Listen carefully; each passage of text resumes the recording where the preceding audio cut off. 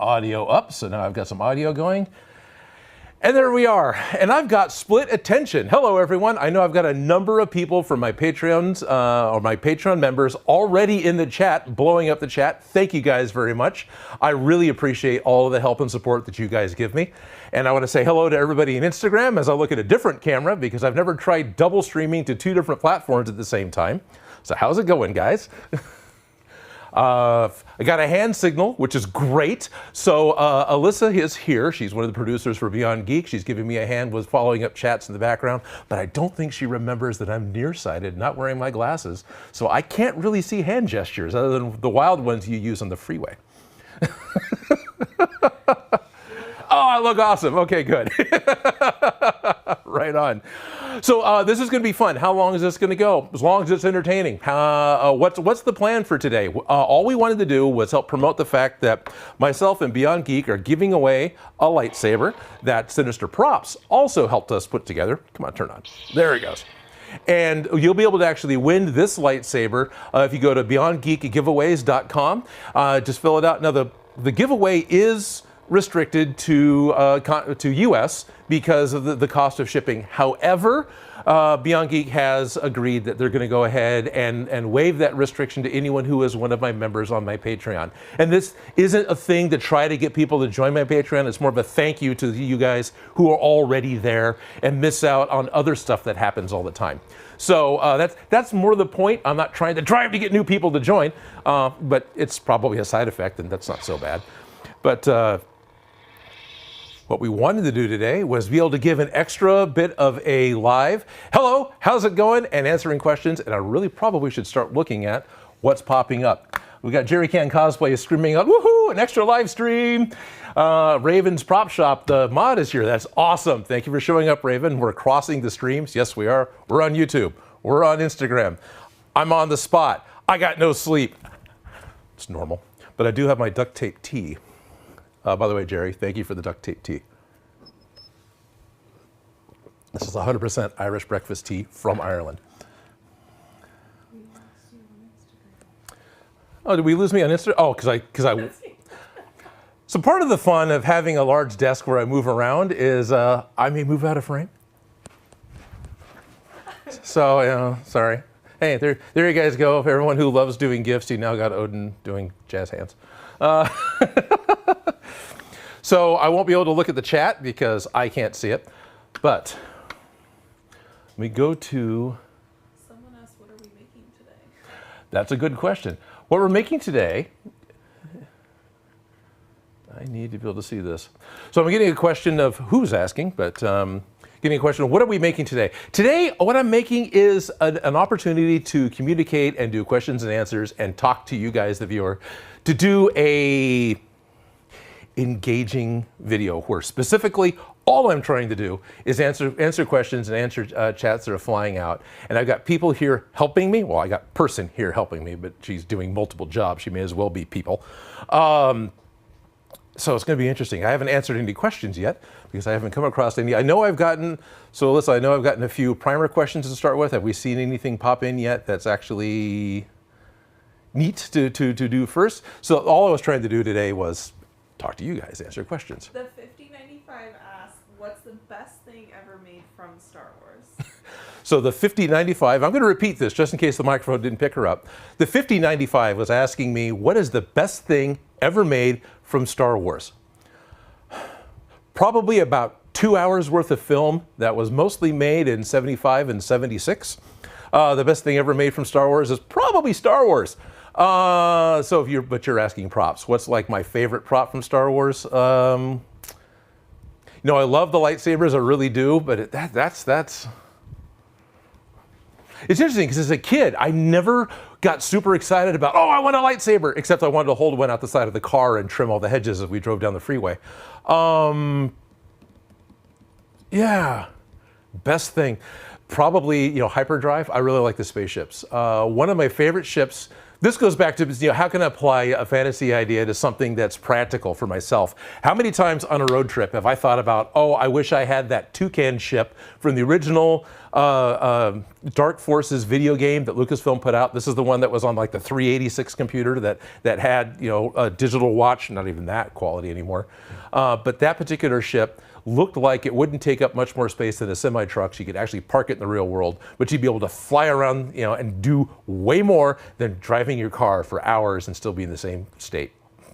Is that an all right answer for you? I was gonna just do, see, okay, good. So, Crafty Contraptions would like to know what prop's taking you the longest. So I'm getting a question from Crafty Contraptions asking me what prop has taken me the longest. So one of the fun things about making props for YouTube is actually having to do the production side of making a prop as well. So making a prop isn't just cutting up foam, gluing together foam, banging together a bunch of aluminum pipe and assorted filament things and making them line up to become a lightsaber. A big part of it is shooting it, then having to write it, and then having to put the video out. But that wasn't the question, so I'm going to ignore the fact that sometimes that takes me over a week to get a video done on a weekly schedule.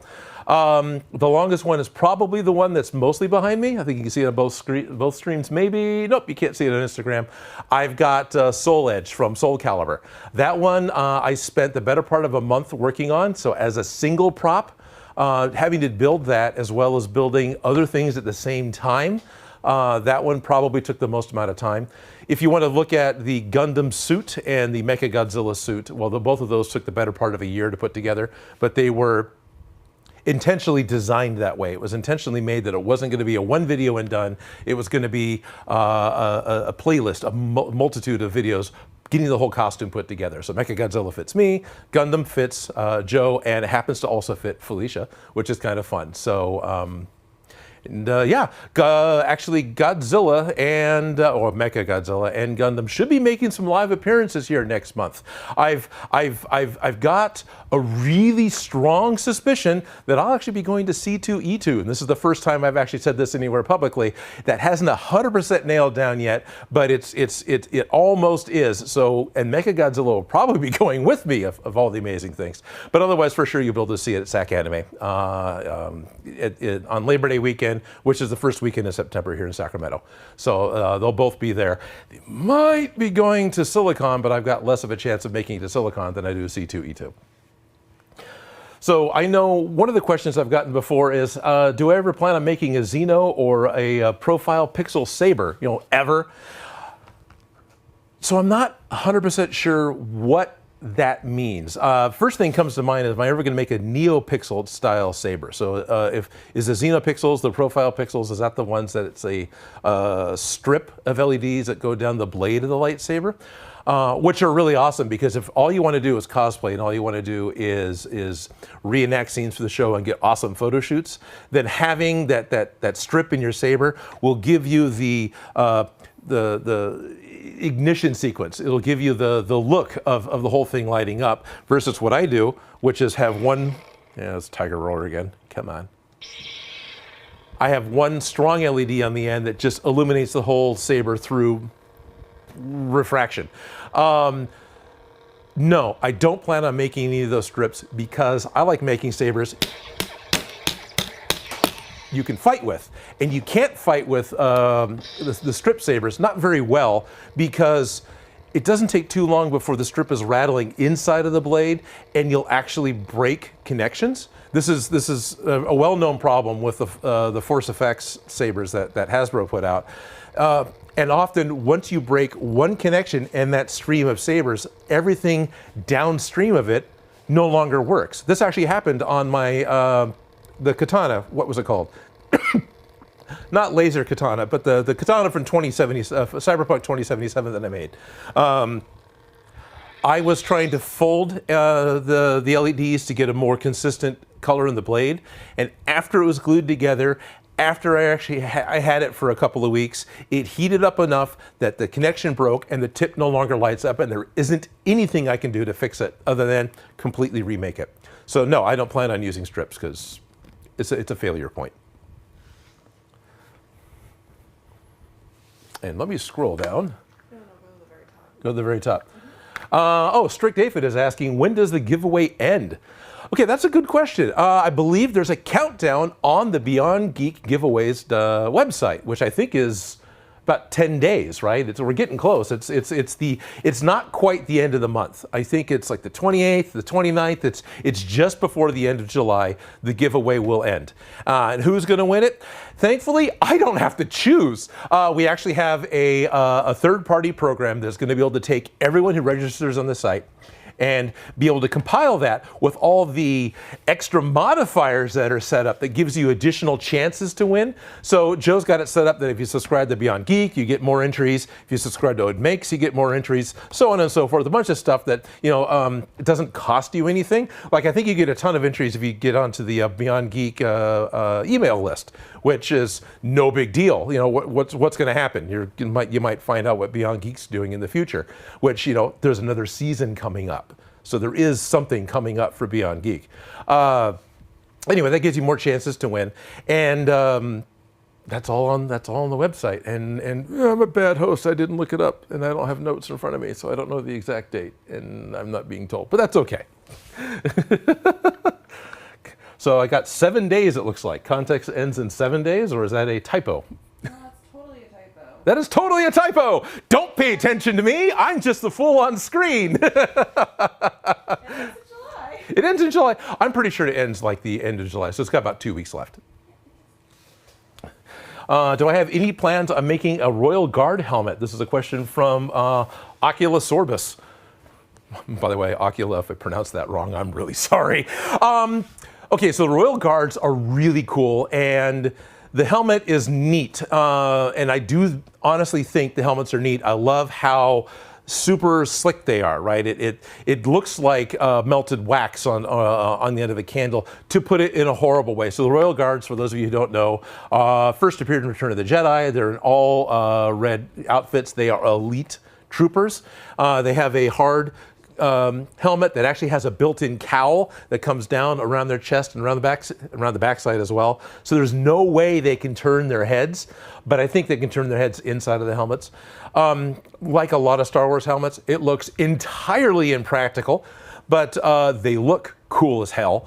At the moment, I don't have plans on making Royal Guard helmets, but I'm actually not against it, except for getting stuff that smooth and that shiny and that symmetrical with foam isn't easy. It is a non-trivial build, to quote another maker that I really like, non-trivial. But it's not an impossibility. That's not outside of the realm of possibilities. So Cheeseaholic is asking me if I've got a favorite lightsaber from the movies. Honestly, in a general theme, I'm much like Star Trek. Oh, I said the wrong thing. I'm an old school fan, and I really like the Graflex hilt lightsabers. I like the found object lightsabers. I'm not against the milled and designed and created lightsabers, because a lot of those still have found parts on them, which is kind of the way I do it as well. But yeah, for whatever reason, after having those flashlight, not flashlight, the camera flash handles for 2 movies, and then all of a sudden we get Luke's Jedi lightsaber, which was turned on a lathe, or at least looks like it to me. I'm not against it, but I like the bits and pieces, probably because I enjoy building model kits, and it's just too much of I can identify with it. So I like the clunky, honestly, probably hard to hold, and hard to keep the parts together lightsabers. And I'm sure they moved on to actually manufacturing their own lightsabers, because when you're doing a movie, you need multiple copies of the same thing. And you're either making something to look like a real world object, which is really hard to do, so you can't tell on camera there's a difference, or you just make it from scratch, and now they all look the same, and it's not nearly as hard. Oh, Jesus. So apparently my video is still unlisted on YouTube because I'm a fool. And that's right, it is. I totally forgot to... See, I get to do my public. That'll make a big change. We're what, 7 minutes in? No, more than that. Well, 15. So that was the 15 minutes Patreon only version of the lightsaber question and answers. Boy, I'm glad I at least posted it to Discord. Sorry about that. Yeah, it shouldn't have been unlisted at all at any point. That's just habit from my weekly live streams. Okay. So the contest, it does end on the 26th of at 11 a.m. Okay, that's why does it say NAM? That's just. Yeah, it's all right. So the contest for winning the lightsaber, for winning the Blu-ray discs, for winning more lightsabers, all that ends on July 26th at 11 a.m. Pacific time or California time. So if you're not directly in California or right around us in the Pacific area, please adjust times accordingly. Instagram would like you to know that they were wondering where your YouTube video went. Ah, okay. So I had a question from Instagram. We were wondering where your YouTube video went. You said you were posting to both. Well, yeah, I guess the live part may not be for everyone. It is now, but the video will live on YouTube. So that first 15 minutes will be viewable. I'm real sorry, guys. That's just bad habit from every Monday when I start with Felicia. We're unlisted until noon, and then I kick over to being public. So the idea of having to do it to start didn't even occur to me. Yanolith has got a question. Wanted to ask, where did you get lightsaber parts? Are you going to buy more or just print them? Okay, so this is actually a really good question, and this is one that I would love to have Sinister Props chime in on, because I know I would trust his opinion as a lightsaber building authority, not because he gave me parts, but because I know he does this. That's Sinister Props. That's Props with a Z. They're on Etsy. They make 3D, all sorts of 3D printed props. Why don't I 3D print a lightsaber handle? Well, that goes back to, I like to make combat sabers. I like to make sabers that you can actually attack each other with. And so this being a aluminum handle, oh, that actually got loose. Oh, look at that. So this being an aluminum handle with a removable blade, you can smack it against another lightsaber of the same type. You get flash on clash, and you can, well, replace the blade if it gets broken. But if I 3D print a handle, that may not handle the stress of me swinging it and hitting something else repeatedly. I'm actually very afraid of a 3D print coming apart due to the stress of swinging it around like that. Also, with this one, nothing's really painted. I mean, there's some plastic down here that's painted on the bottom, because this is actually a blade builder's part from the Hasbro toy. But all the rest of this is aluminum and rubber and is the manufactured color. I mean, this is, you know, whatever the process is for making anodized. But all that can handle the sweaty palms, the motion, the abuse of banging around, banging against other sabers, banging against your hip as you walk around. I'm afraid of a 3D printed lightsaber breaking if one was to do that, the hilt break. I mean, even if you were to print a sleeve to fit over an aluminum tube, so now it won't break, I've got a lot of worry about that. Having to replace a lot of props that I built at Smosh, because once you hand it to an actor, you've basically broken the prop. No offense, actors, I love you guys. You guys are great. Without you, there would be no props. But it was really interesting that you can find a way to break anything. Anyway, so I don't plan on making a 3D printed lightsaber because I don't trust it. Really, that's what it comes down to. Amazon Creations, when do we hear about the giveaway? You were unlisted for that. I was unlisted for that. So what is the giveaway for that I was unlisted for? So I'm sorry. By the way, welcome Amazon Creations, and thank you for popping into to the YouTube part of the stream. The giveaway is going to be with BeyondGeekGiveaways.com. You just go over there, and there's a quick little form to fill out: who you are, where you live, who is your daddy, what does he do, and you fill all that out. and then you're entered into the contest, and this is open to anyone. Now, the contest shipping is specifically for the United States. This is just a restriction that's unfortunate from Beyond Geek. And then the final thing is, if you're a winner, it'll take a couple days. Okay. To announce. I was saying stuff. So Alyssa, the producer for Beyond Geek, is here with me, giving me help, which is awesome, and I appreciate it. But my train of thought is easy to derail. The unfortunate thing is, the contest is United States because of cost of shipping. There is an exception that anyone who is a member of my Patreon, we will ship out any of the prizes to anybody who's part of the Patreon, wherever they are in the world. And that's true for any of the prizes. And that wasn't so much a means to try to get new people to be my Patreon members. It was more of a thank you to those of you who have been my Patreon members because of the other giveaways I've done in the past that haven't been able to be fulfilled due to geographical location. So one of the prizes is a 27-disc Blu-ray set of the entire Skywalker saga with a ton of extras. We don't know, because it's not printed on the outside of the package, if it's a region-free disc set, if it's at region 1, if some of the discs are region 1 and some are region free, so on and so forth. So, you know, if Jerry Can Cosplay suddenly wins it from Ireland and we ship this disc off to Ireland, now he's got a really expensive paperweight. Although it's pretty easy to get around region locking anymore, so I'm sure any of you who are watching probably are fully capable of getting around region locking, so I'm not too worried about it. But no, you've got until the 26th of July at 11 a.m. Pacific time to register to win. And also, because of the way the software runs, there is a software that does this, that's doing this for us. We're not just going to throw a dart at a board and pick a name. It may take 24 hours to get notification that you've actually successfully done it. So don't panic. Go ahead and fill out the thing. You're in, but the system just can take a day to give you a notification back. I got a $5 super chat from Alec Baker, who wants to ask if I'll ever sell the Odin staff Gungear that I made. Not a bad idea. It's my Odin staff. I could certainly put that on Etsy. I like it a lot. I'm not that attached to it.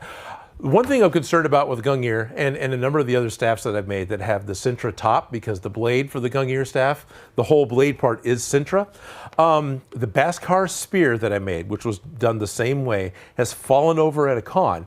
And when it hit the floor, the tip broke. What a shock. I mean, this is what happens with props. So it was really funny that the Beskar spear broke. So Gungear is the same way, that it could snap. Keeping that in mind, yeah, I could actually.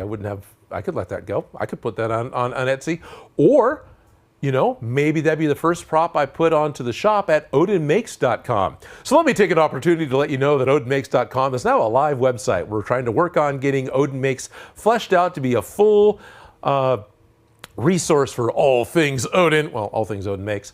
We're posting all the videos around the videos there. We're going to be including links to all the patterns because I've had problems with the URL shortening programs that I've been using. They keep flagging the ones that I put up, like Bitly killed all the links on my YouTube channel for whatever reason.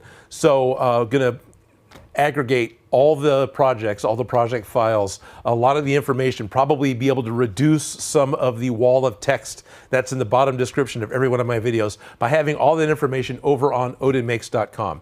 And also, I'll have listings of what shows I'll be appearing at, where I'll be appearing, and things like that. It's a growing, evolving website. We've talked about doing it for years. It's finally happening. It's finally live, and we'll figure it out. You can also submit prop request ideas. There's a little contact us form over on odinmakes.com where you can drop in ideas of, oh, are you ever going to make Dark Lord's helmet from Spaceballs? And yeah, maybe. We have actually gotten a few requests already, which is pretty cool. Captain Fedora, if I'm not your Patreon, can I still get the prizes? Yes, but the restriction is it's a US-based shipping. So What does that mean? If you're not in the US and you have a creative way to get a hold of the prizes through a third party and have them shipped to you, then lie on the form and win and have the prizes shipped to your associate in the US, who then in turn can move it on to you. All you got to do is skirt the system. But right now the system is set up that anybody can win if they're in the US and not a patron. Okay, I didn't officially say that. So, Sopa Al Caldito. Boy, I butchered that name. I'm so sorry, Sophia. Sopa. Odin, I'm from Argentina. Oh, right on. Hello.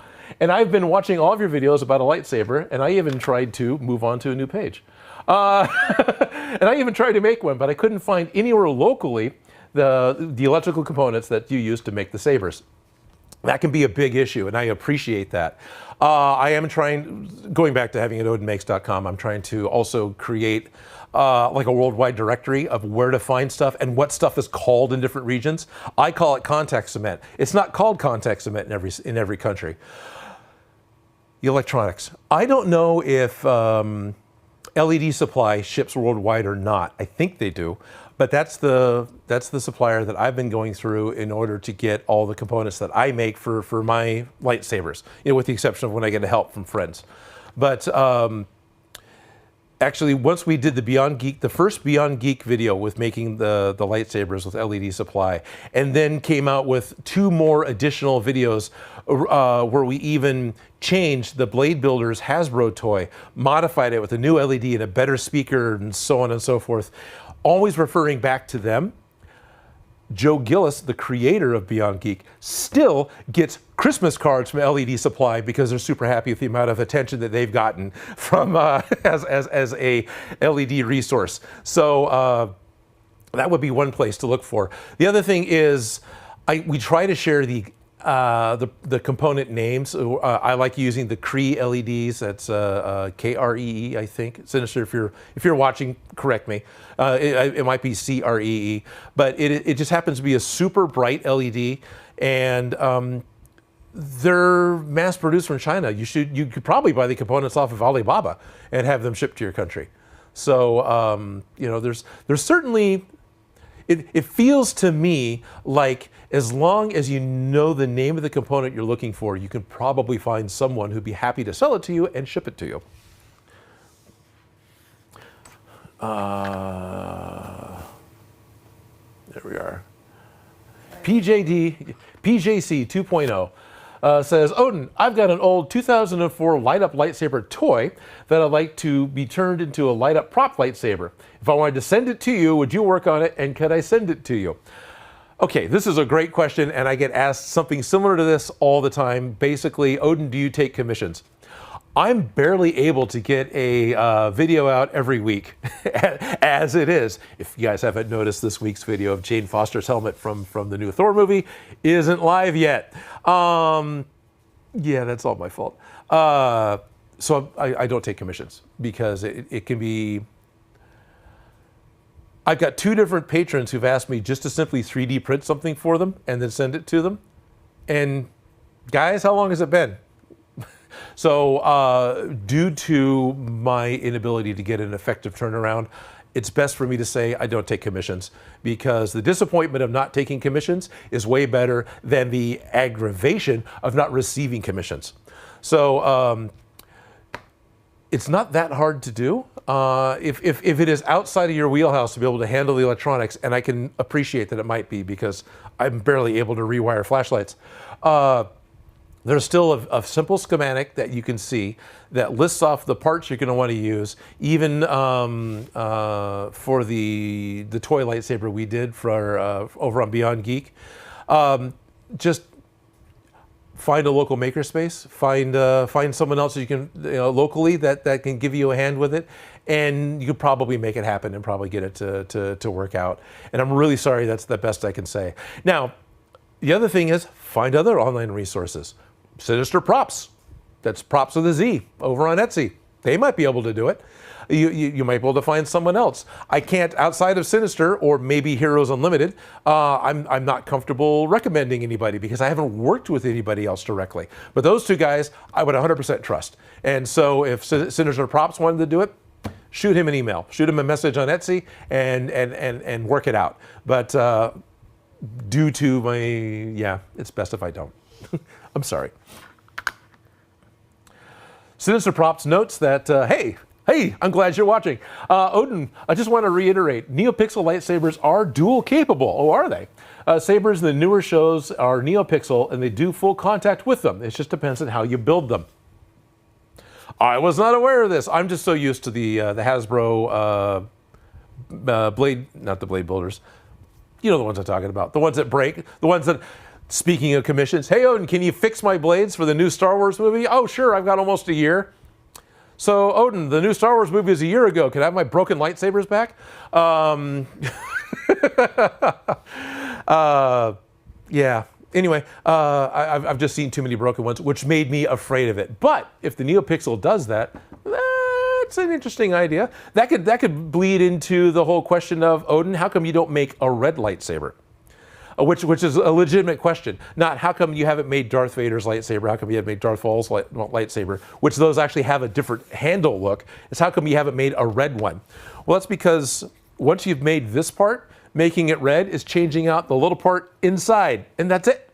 NeoPixel, you could actually program and could make it turn red, make it flaming, make it be fabulous and be rainbows. So no, that's actually a...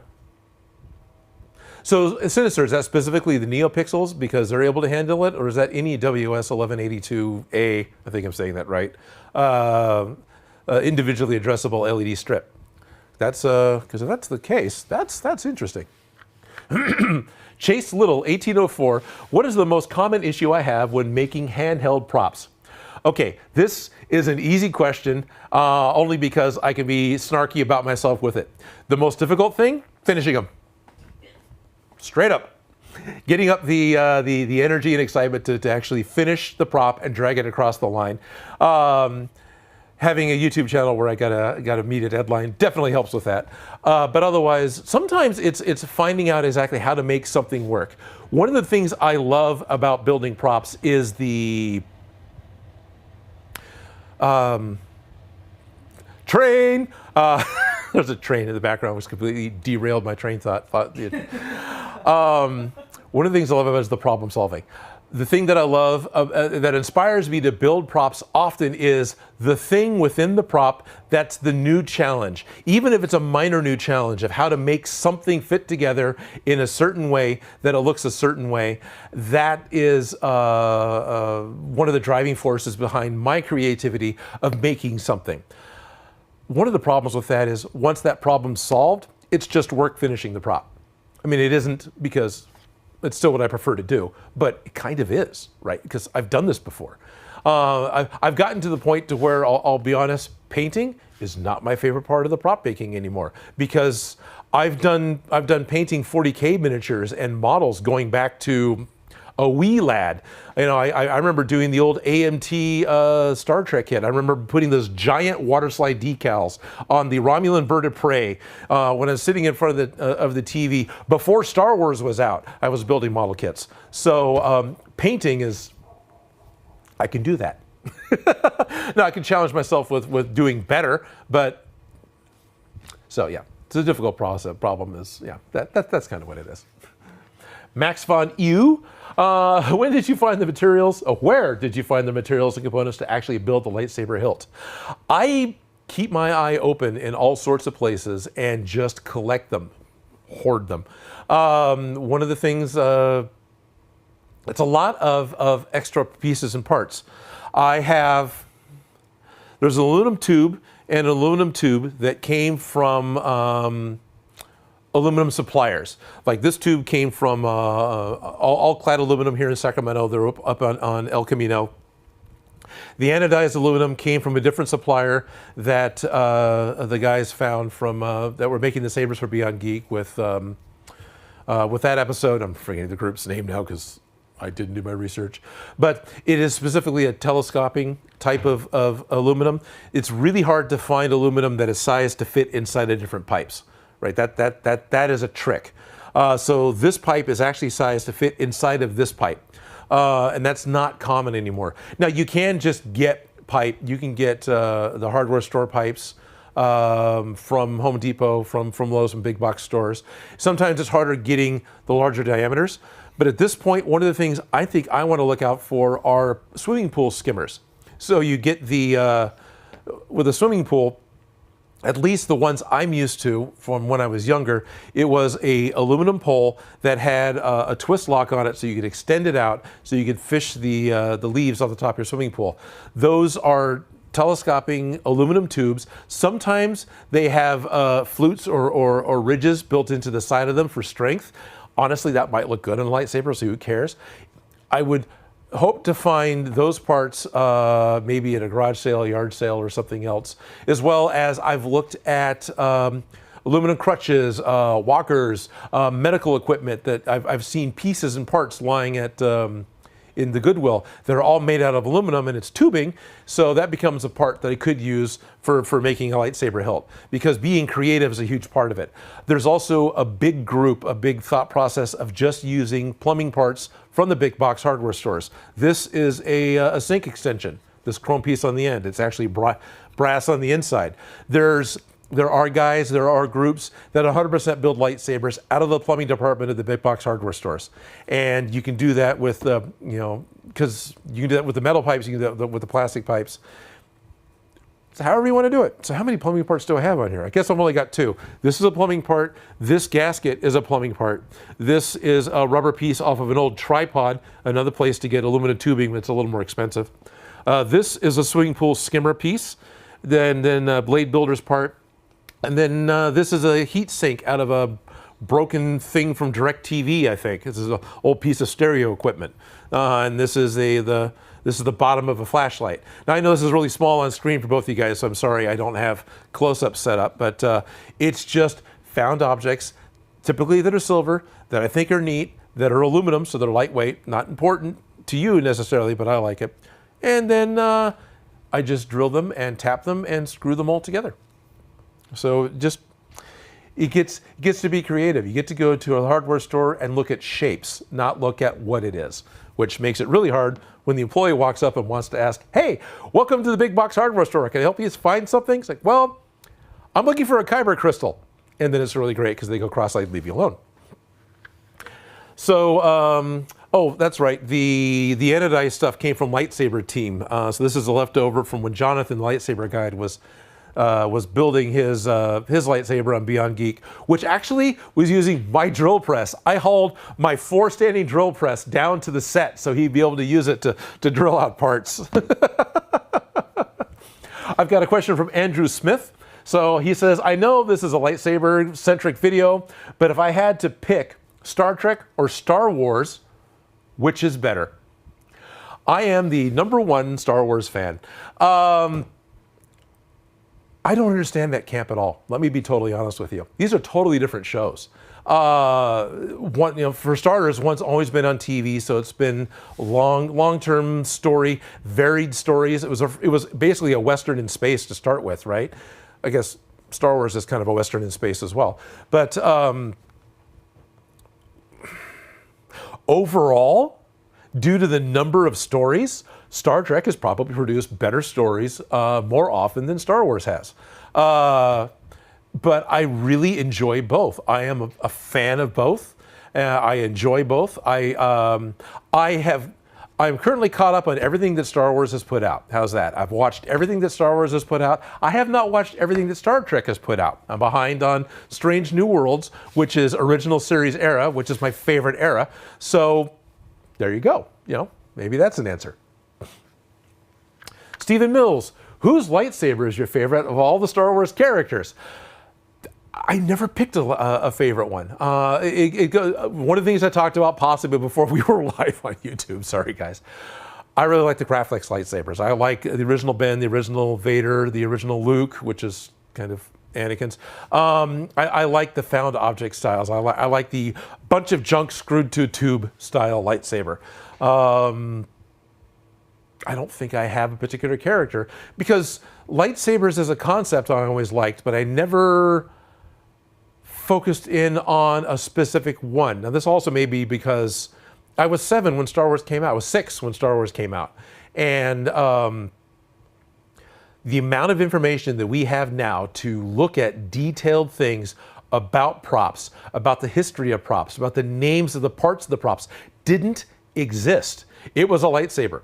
It had a thing that came out of the end that somehow stopped and could also stop another lightsaber and deflect blaster bolts. And that's all you had. There wasn't all the lore that we have now. So I never got into the habit of looking at a specific one. So great question. Unfortunately, I have a style I like, but I never picked a particular character's favorite. There's a $5 super chat from Alec Baker. And he's saying that they would absolutely be the first to buy my stuff on Etsy. Well, Alec, bless you. Yeah, you're one of my favorite guys. So there is some stuff on Etsy. I've got some stuff that we are, what I try to do is look at how much time I put into building a prop in order to help determine approximately a starting point for what I'm going to be using for an opening price. But we may post a couple more things to Etsy, but there's going to be stuff for sale on odinmakes.com. And I'm going to be able to do more on odinmakes.com as far as for sale because I've got better control than some of the guidelines that Etsy has. Because I know Etsy can get, there have been points in time in the past, not for me personally, that Etsy has taken down things that are put up because of how close they are to a property that somebody else owns, you know, like lightsabers or keyblades or anything, because that's the nature of being responsible for online content. However, I can still abuse that a little bit by putting it on odinmakes.com, and that's where that's going to happen. Joe Bartazzoli is currently making his own lightsaber from scratch, which is cool. But he can't find a light bright enough. Do I have any tips? I love the Cree LEDs, but that's only because that's primarily what I've been using. So a Cree LED is a single, very bright, or it could have 3 colors, very bright LED that requires a heat sink because of the amount of heat they generate because of the amount of light that they put out. So here's some things that could be an issue. Because it's able to light up the whole blade. And if you look at the Beyond Geek episode, the blade that I made for Brittany, because I'm trying to make a lightsaber that looks like a lightsaber on screen, is much brighter than all the rest of the lightsaber team lightsabers, which isn't a knock on them. They're probably reducing the power so they have a longer battery life. I only have to make a lightsaber that looks good on film. And so if in between takes we got to change batteries, we can do that. So there's a different style of building. But what I'm hearing is look for the NeoPixel strips. So Adafruit.com sells NeoPixel strips. These are individually addressable, super bright, there's a term for it, I'm forgetting what type it is, LED that can do any color. And because they're individually addressable, you can animate them. It's also a style, it's like WS1182 or something like that. Hopefully Sinister Props can help me or someone else watching in the chat what the proper name is.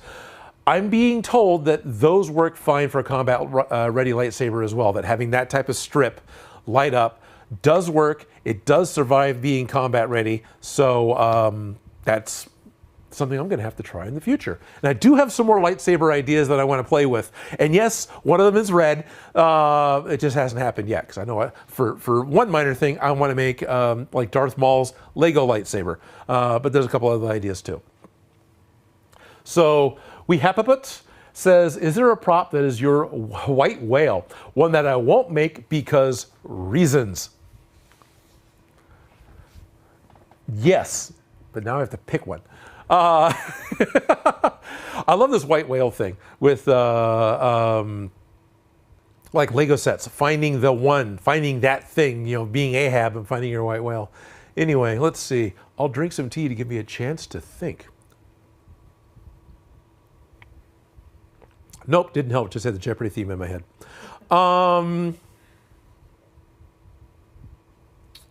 Because reasons. So many of the reasons I haven't built props before is my own time crunch I put on myself. Getting a video out every week.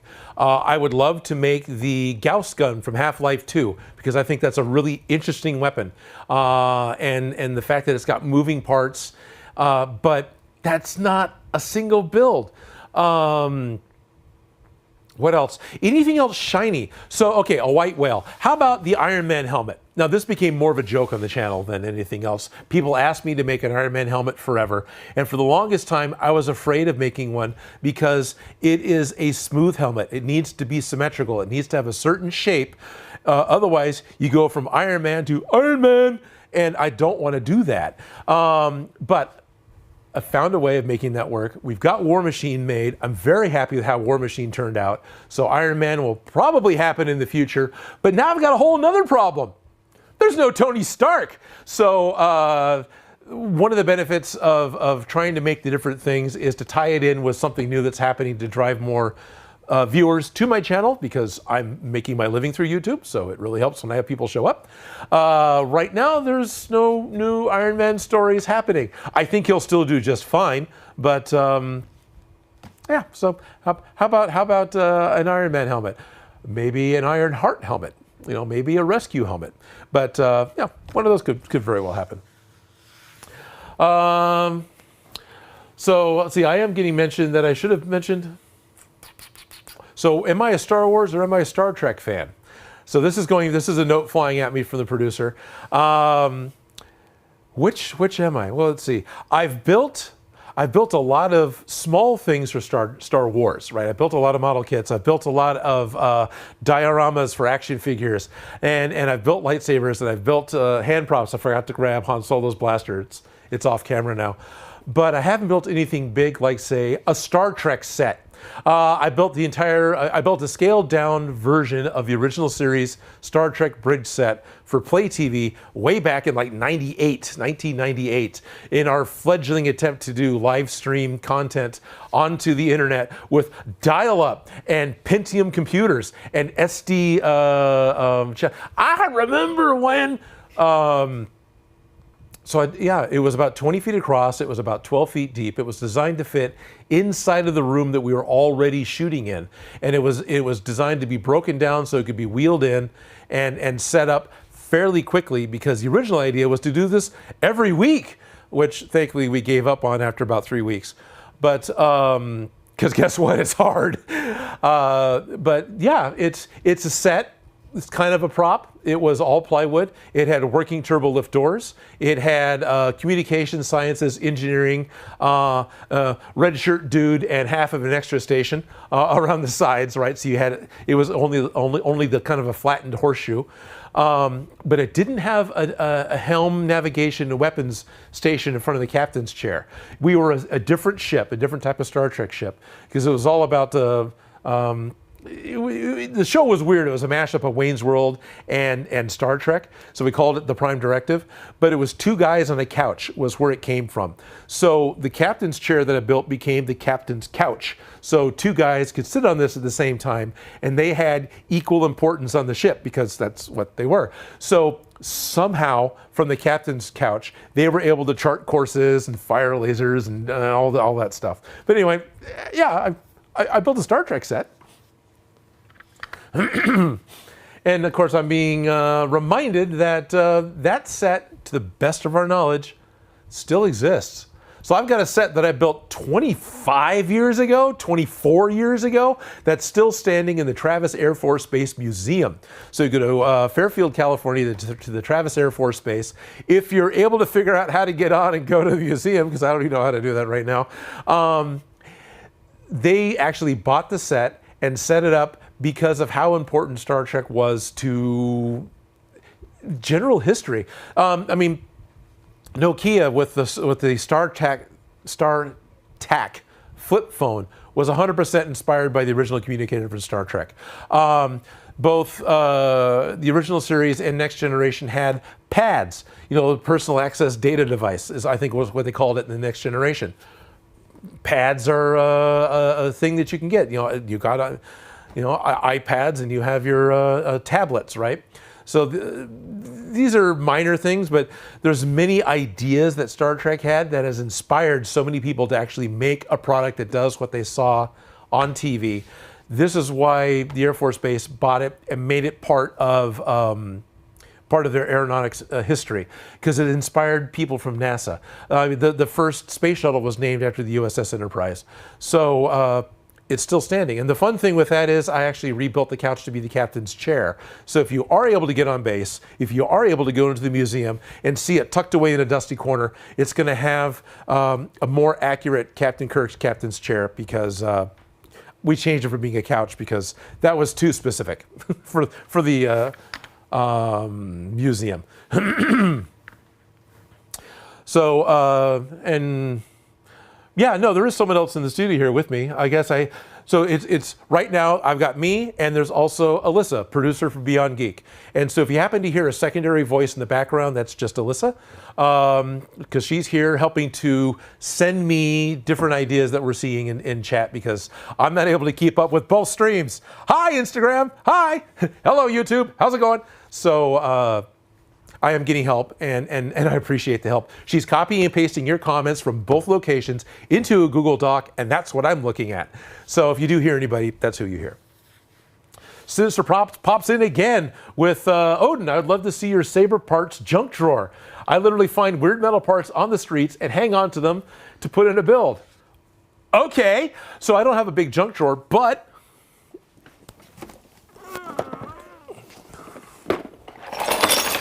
I've got some parts. In fact, it's labeled lightsaber. This is just some of them. Some of these I've got blade builders parts, and I've got more aluminum tubes. And there's other boxes behind me here where I've got just electronics that I saved. But yeah, all the time you find things that look like they could be good parts for a lightsaber. I've got tubes. I've got the giant bolts that I've been using for a heat sink. Those Cree LEDs that I like to use generate a lot of heat.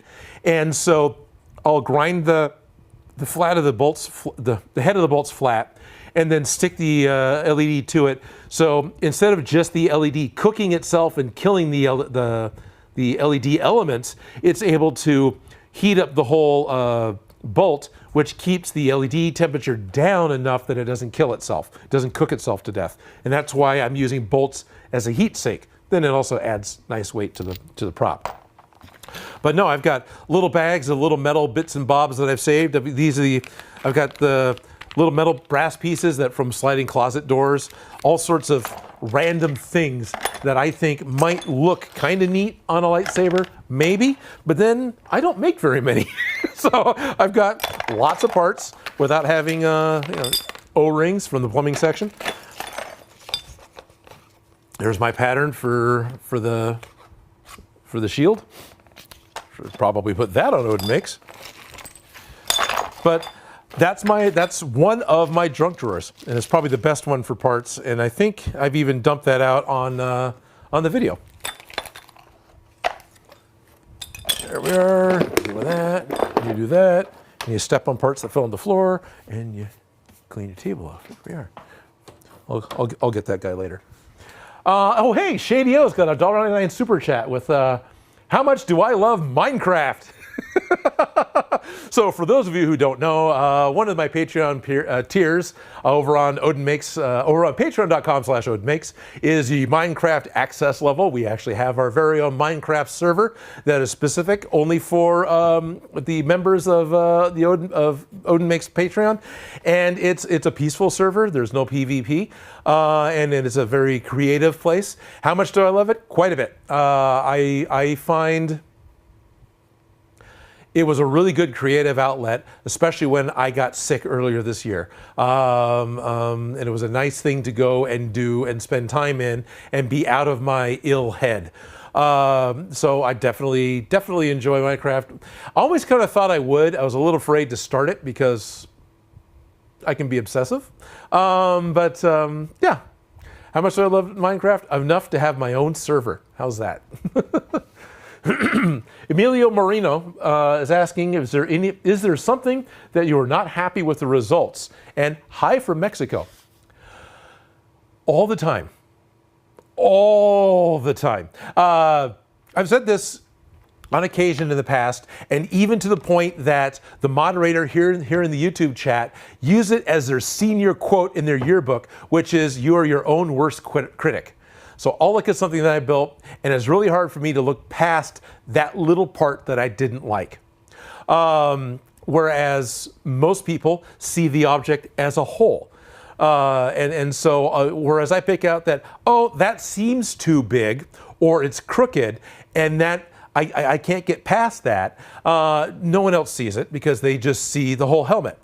So one thing for sure that I'm happy to publicly talk about how I don't like at all is my Bumblebee helmet.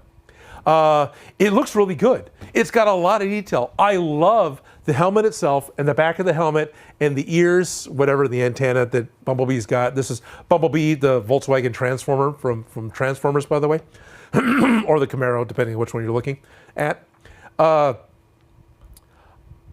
When I built the face, I knew the details that I needed, but instead of building a wide face, because if you look, Bumblebee's got kind of a wide face, sort of like Stewie from Family Guy. I built it with human aspects, partly because I was trying to make the eyes fit up with my eyes. So now I've taken the aspect ratio of Bumblebee's face and mashed it, and it's so wrong. I hate it. So that's one prop that I really am not happy with. There's been a few others. I'm not happy with the tridents that I've made. Both the Aquaman trident and the Merida trident, which the Aquaman trident is now part of Beyond Geek. Really thin, wispy, the tongs on the end of those tridents wiggle constantly. And there's not much that I can do to stop that from happening, which is also why I don't do things like the Fable sword or the actual Soul Calibur sword, where you've got two long, thin blades that are right next to each other, because any movement, they're just going to do that on the end constantly. And that bugs the snot out of me. One thing I liked, when I watched Man-at-Arms Reforged build the Soul Calibur blade out of hard steel. These are guys that build swords for a living, build the swords you see in the movies. They know what they're doing. Guess what the Soul Calibur blade did? So, it's not just a foam problem. It's just a real-world physics problem. Franz Perales, what is my favorite lightsaber color? Well, right now I'm partial to blue because I keep using it. Do I have a favorite color? If I had to pick a lightsaber color, what would be? I'd probably be green. If I was to make one that was the Odin lightsaber. I'm looking forward to making a red one because I just haven't yet. But honestly, the difference between making a red lightsaber, a green lightsaber, or a blue lightsaber when I want to make one from scratch is just which LED I put in it, right? So, but yeah, how about that? I'll say green.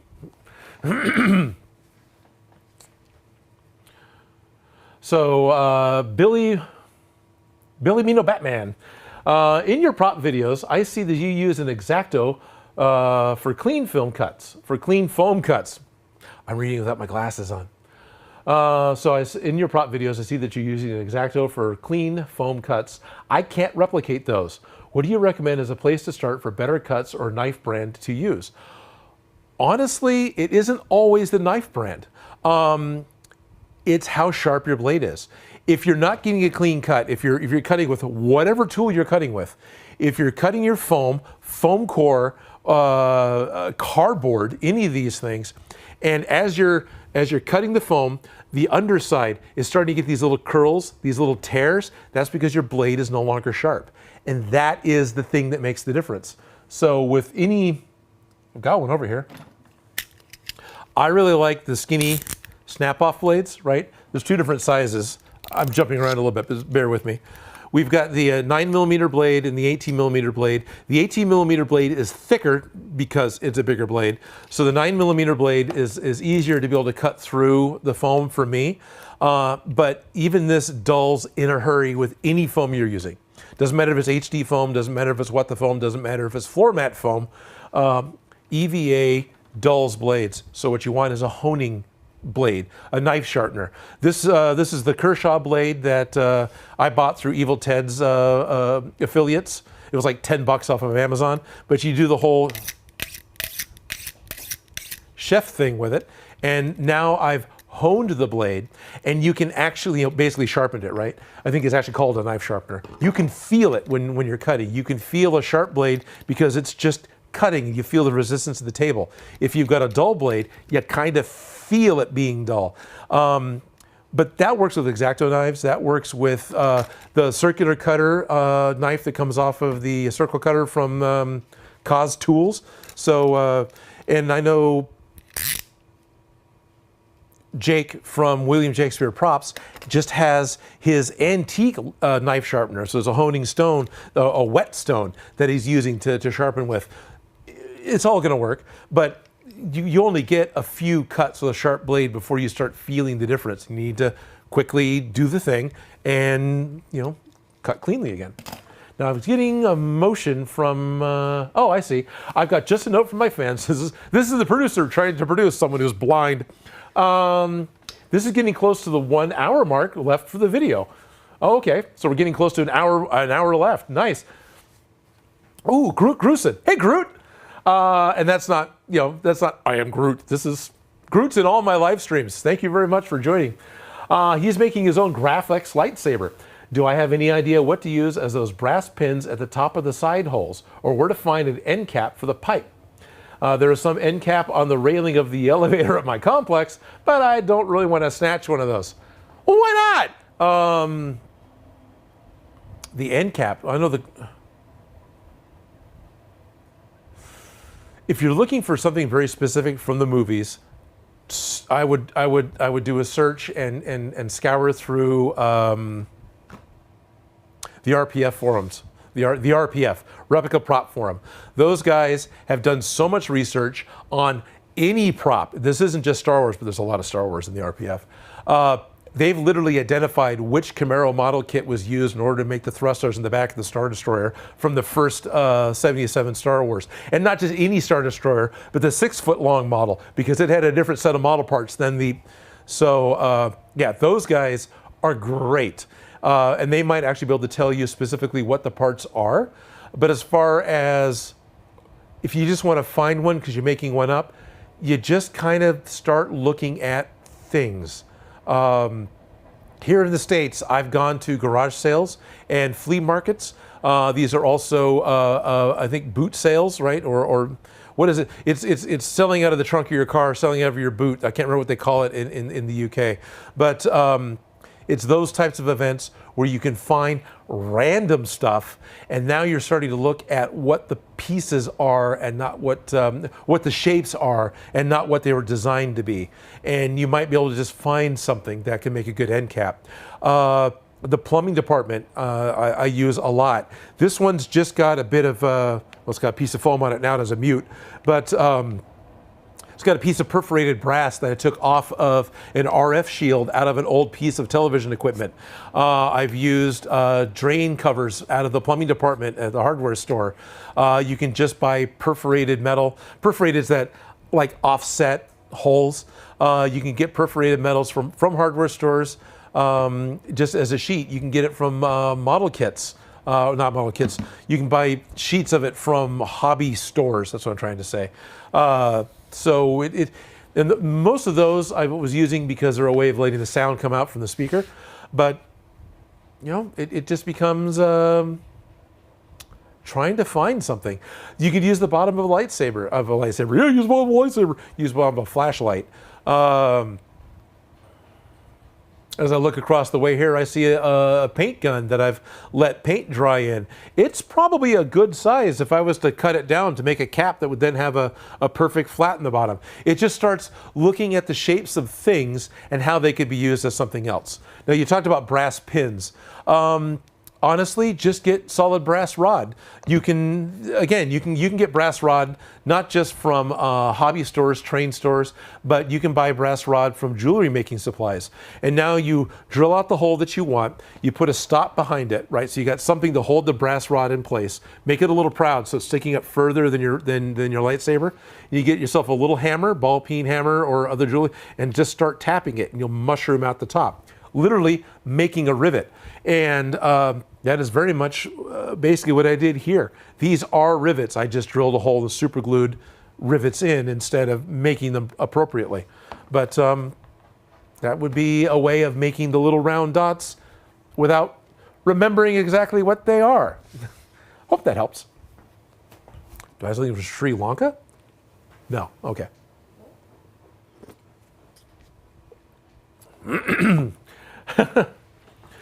So I want to let my YouTube people know that my comment sifter says, hello back.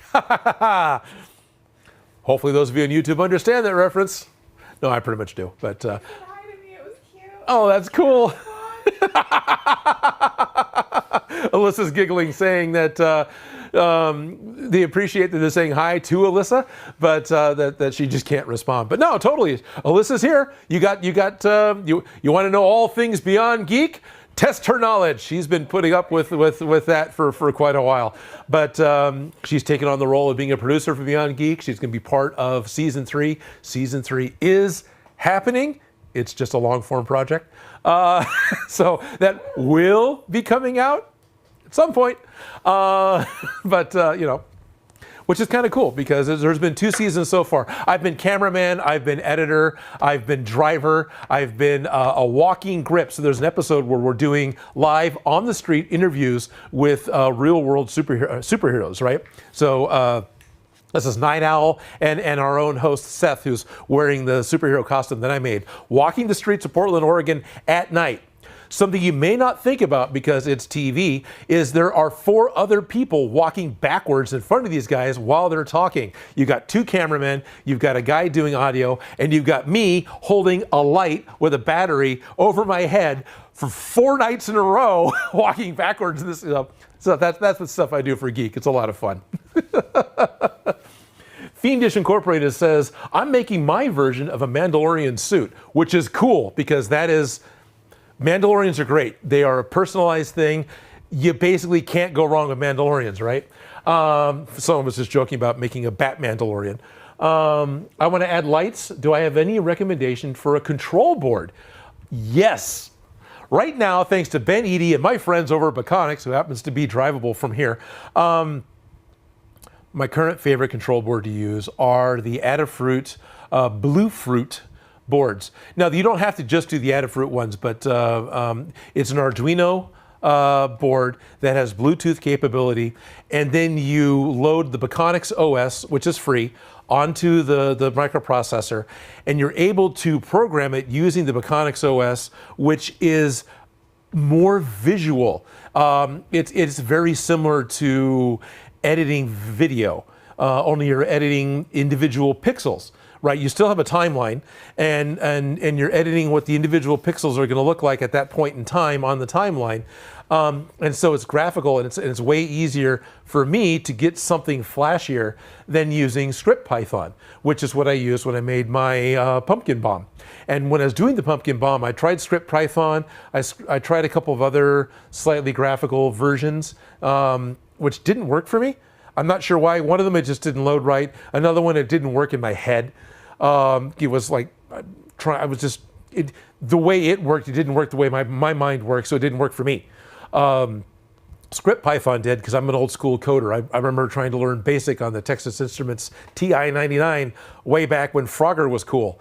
So Baconics is what I would definitely use. And the nice thing is, once it's all built into a prop, all you have to do is maintain the charging of some sort. So this has got a rechargeable battery that just takes a micro USB cable to charge it. With a Bluetooth capable board, you don't have to access it to update your programming. You can do it through your phone, and you can do it all real time.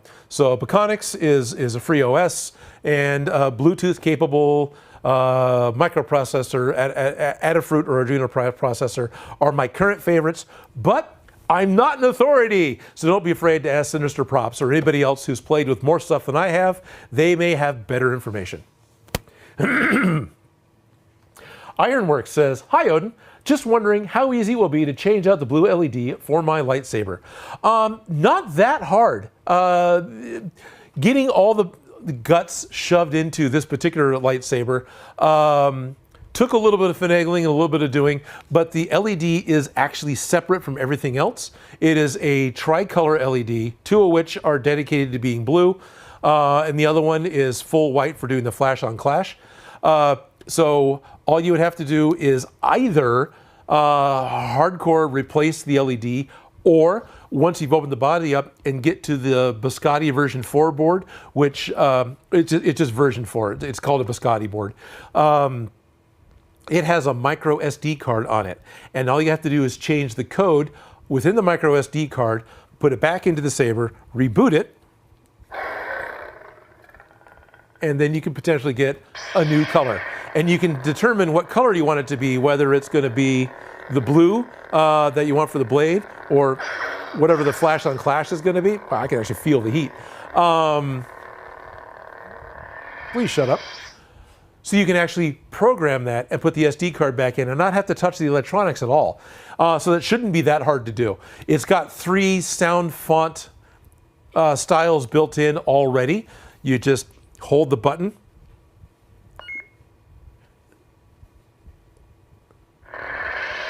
There we are. Now I should have a new sound font. I can hear a slight difference. The colors are all the same. So Sinister Props programmed 3 different sound font files onto the board.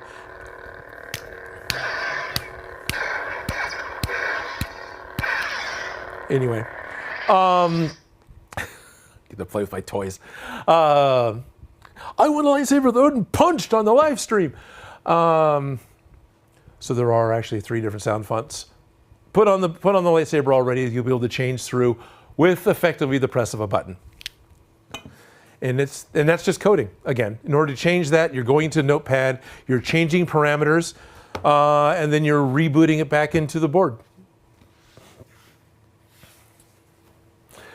Oh, hey, Sinister Props is popping in with, hey, Odin, building off this board question for his Master Chief, because Sinister Props currently is building himself a full set of Mjolnir armor, a full Master Chief outfit, which is great because the dude's tall anyway. What board would I recommend that's focused on audio? Something that can be loaded with sounds and can run a large speaker. Okay.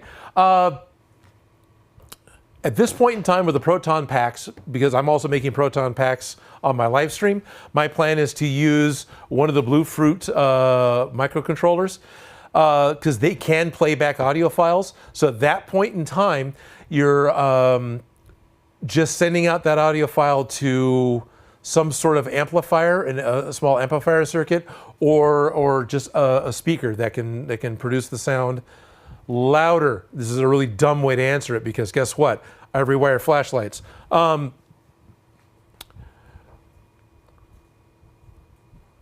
looking forward to trying to use those, because I'm going to be able to upload the WAV files that I want to use, I think, directly to the memory of the chip, I think. And if I don't, I know that Blue Fruit makes an external audio board that you can jumper to these microprocessors that'll then play the audio files. There's also, I haven't played with one yet, and we got one because Joe Gillis bought one, but it's the, who's Joe Gillis? He's the creator of Beyond Geek. He's also the creator of Alyssa, but you know, that's all right. Co-creator. There's a $20 lightsaber board or $20 soundboard you can get a hold of. I'm sure Sinister You or somebody else can post a link to where you can find this. I only know it as the $20 soundboard, but it is also working with a micro SD card that you can load up with your sound files. You can load up with your code that makes it do the thing. And both the Biscotti and this $20 one aren't limited to just lightsabers. They can do blasters, they can do other props. So it's kind of funny to me that I'm answering this question to somebody who I would ask the question to. Shouldn't be too hard. You know, I would ask a Ghostbuster, because those guys are doing exactly that with the packs that have the startup sound, that have the hum sound, that have the overload sound, that have the wind down sound, that have the Millennium Falcon braking sound. And it all is super loud coming out of their packs. And it's also timed with belching out smoke and extra lights. And all of that is, I know it's still Arduino, but I don't know 100% what they're doing to make their audio loud. But I'm gonna have to find out, because Felicia and I are gonna be doing that here pretty quick on the live streams. And so apparently a consistent question that's popping up that I'm being asked to remind everyone very nicely of, I actually don't take commissions, that I'm not able to make other lightsabers for other people, not because I'm lazy, but because I'm overworked. by trying to put out a prop every week and make a video every week and get it out every week, which, by the way, if you haven't noticed, I don't have a video up yet this week. It takes a lot of time.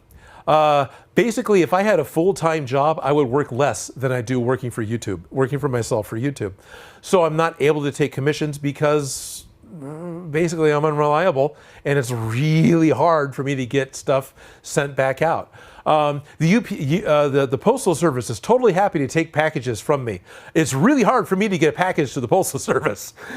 So, I've got a new Patreon member. I need to get one of these pins sent out to him, because you can. You join at the Minecraft access level. One of the perks is you get the Odin Makes Closet A pin. He joined in June. I haven't sent it off yet. I've got everything set up to send it off to make it easy for myself. I'll get it out. If Felicia was here, she would say, eventually. Gabriel Manzanares is asking, hey, Odin. By the way, everyone, I'm horrible at reading, so if I completely butcher your name, I'm sorry. I am a product of the American education system from the 70s. So the fact that I can tie my shoes and stay out of traffic, I'm doing pretty good. Oh, wait a minute, I wear slip-ons. All right, anyway. Gabriel Manzanares is saying, hey, Odin, do you ever grow out of your helmets? Or do you ever have to make them bigger or smaller to fit right? I would hope I'm done growing. But no, it's a great question. Yes, I run into a problem with making helmets too big often. I've come to notice that when I'm making a helmet right now. The helmet, the video that's not out, that you can't see right now, is Jane Foster's Mighty Thor helmet. And that video will be coming out as soon as I get the edit finished. I did my duct tape pattern, the same thing that Evil Ted originally, I learned from Evil Ted on his channel, about aluminum foil over a head cast or some other object, mummify it with duct tape, and then you draw your pattern on it, cut it apart, and then replicate that pattern out of foam, and then you're able to glue it back together, and it'll fit. The pattern pieces end up being about the center of the thickness of your foam, roughly. And this is my opinion, I could be wrong. So if I was to make a helmet with my pattern and then very carefully and exactly cut it out where the lines need to be on 10 millimeter thick foam, I've now got 5 millimeters of extra, or 4 on the inside, that I didn't account for with my paper pattern. So if I know I'm building with a bigger foam anymore, I'm not trying so hard to cut exactly where the pattern line was. I'll cut a little bigger into the middle of my pencil mark or the middle of my Sharpie mark, which then grows the helmet overall. But that's tricky, because the more smaller pieces you have, and as you make different pieces grow, the relationship of those pieces no longer match up. And if you're not basically just making a Devo hat of a bunch of concentric rings, you can get a really weird size. So it's this balancing act of how much can I get away with, how much am I willing to smoosh the foam, and then still get it to fit my head. But then there's times I've actually had to cut a hole in the back of the head, cut a slit in the back of the head, and put an extra piece of foam in to make it bigger. So yeah, you can find those. I can't remember one off the top of my head, but some of my early helmets, I know I've had to add a strip to the back to make it wider to fit me. So I'm being told the $20 soundboard lightsaber is it's a $20 lightsaber soundboard module. It's the Saber Core Viridian and Crimson. So you want to look up Saber Core Viridian and Crimson. It's right here in front of me, but it's funny that it's weird for me to read. But Saber Core is what you're looking for, and that should be the $20 soundboard. And out of all the different soundboards that I know of that's mass produced, that one is possibly the most budget friendly. Biscotti's have come way down. I don't even know if Obsidian boards are still available, but you can get all sorts of different styles. So, but it's available online at makeyourownchips.com/store. And those probably, I would hope those ship worldwide.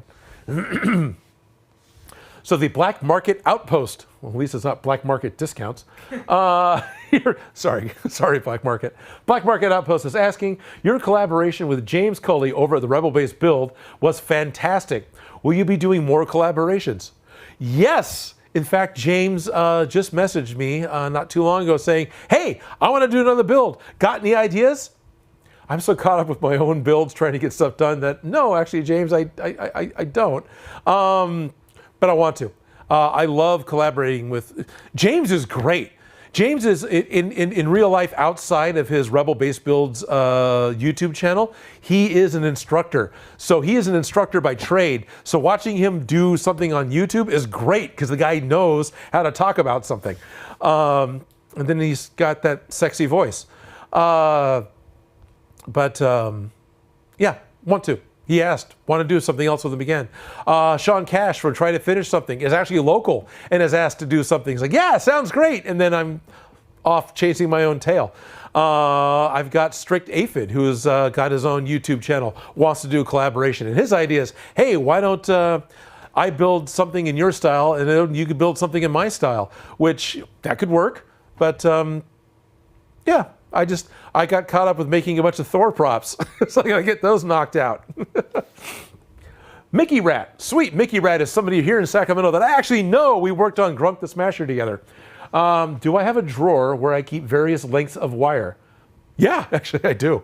I've got a large black toolkit. I'm not going to dump it out. No, this is suddenly afraid I'm going to dump it out on the desk again.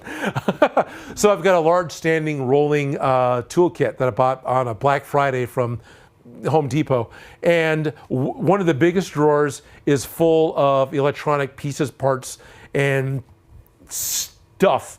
And absolutely, I've got lengths of wire of different types, different thicknesses, multiple wires connected together, scraps of Cat 5 cable. So for those of you who are trying to scrounge resources, my favorite scroungeable wire for doing low voltage electronics is the wire that comes out of Cat 5 cable. That's the network cable that's used for computers.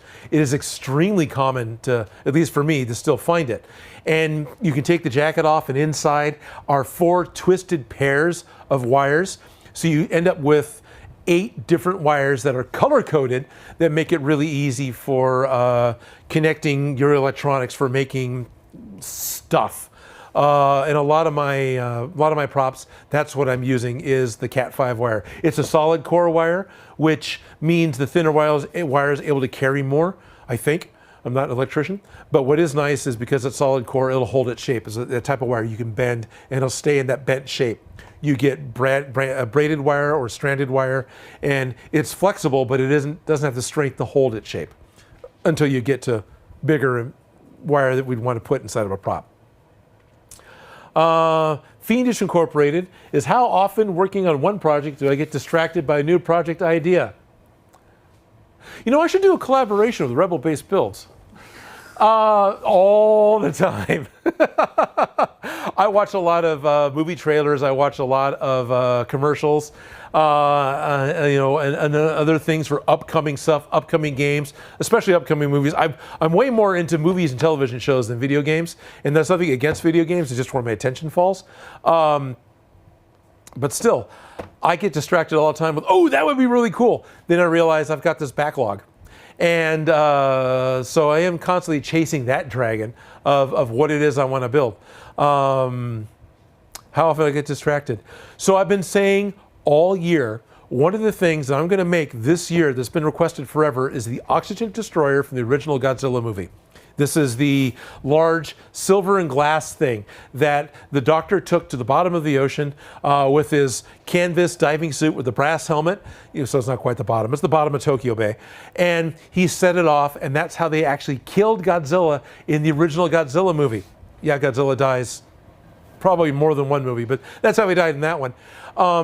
And this prop has appeared in the majority of Godzilla films since. It pops up in the offices in Shin Godzilla. It's in one of the director's offices. It's in I knew it, now I just forgot it, but the people who for the new Godzilla films, the Mothman Society. Wow, the Butterfly Society. Anyway, the Oxygen Destroyer is in one of their facilities. So I want to make it this year. I'm now into the 7th month of this year. I'm past the halfway point of saying that, and I haven't built it yet. Sea Monster 0125 or Sea Monster 1/8, whichever. There's no point, no decimal. Do I ever see one of your creations and want to remake it, but decide to let it be? Yes. Yeah, that happens. I look at like my Portal gun. I'm a huge Portal fan. Going back to, hey, video games. I love Portal. It's a first-person puzzle game. That's hitting all the buttons for me.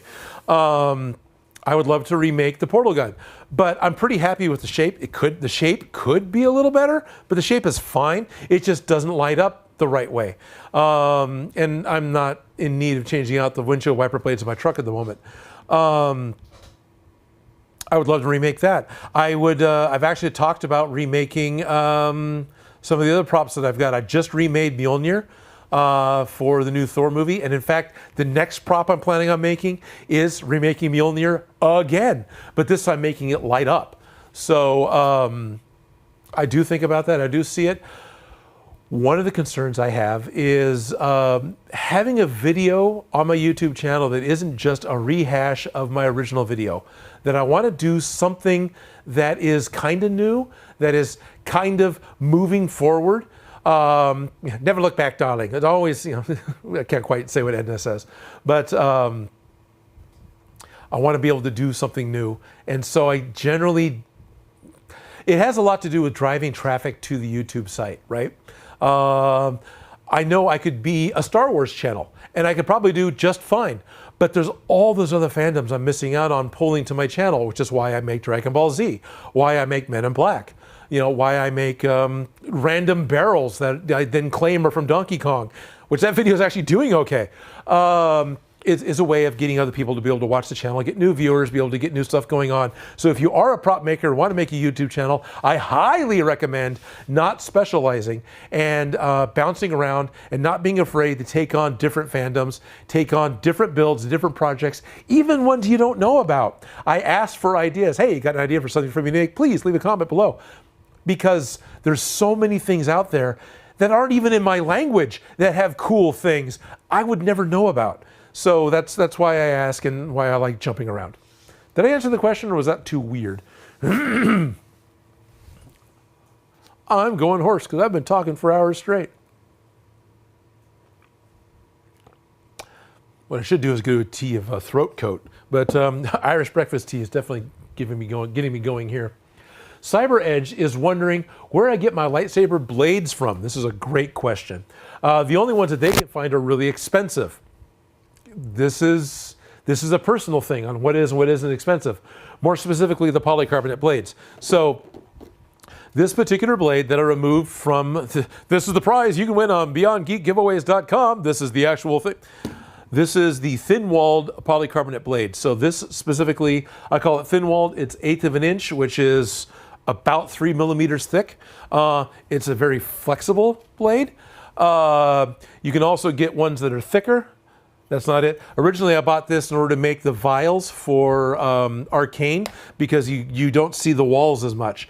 I like using the 1/8-inch thickness, which is more like 5 millimeters or so in thickness. They're not nearly as flexible. Where do I get them?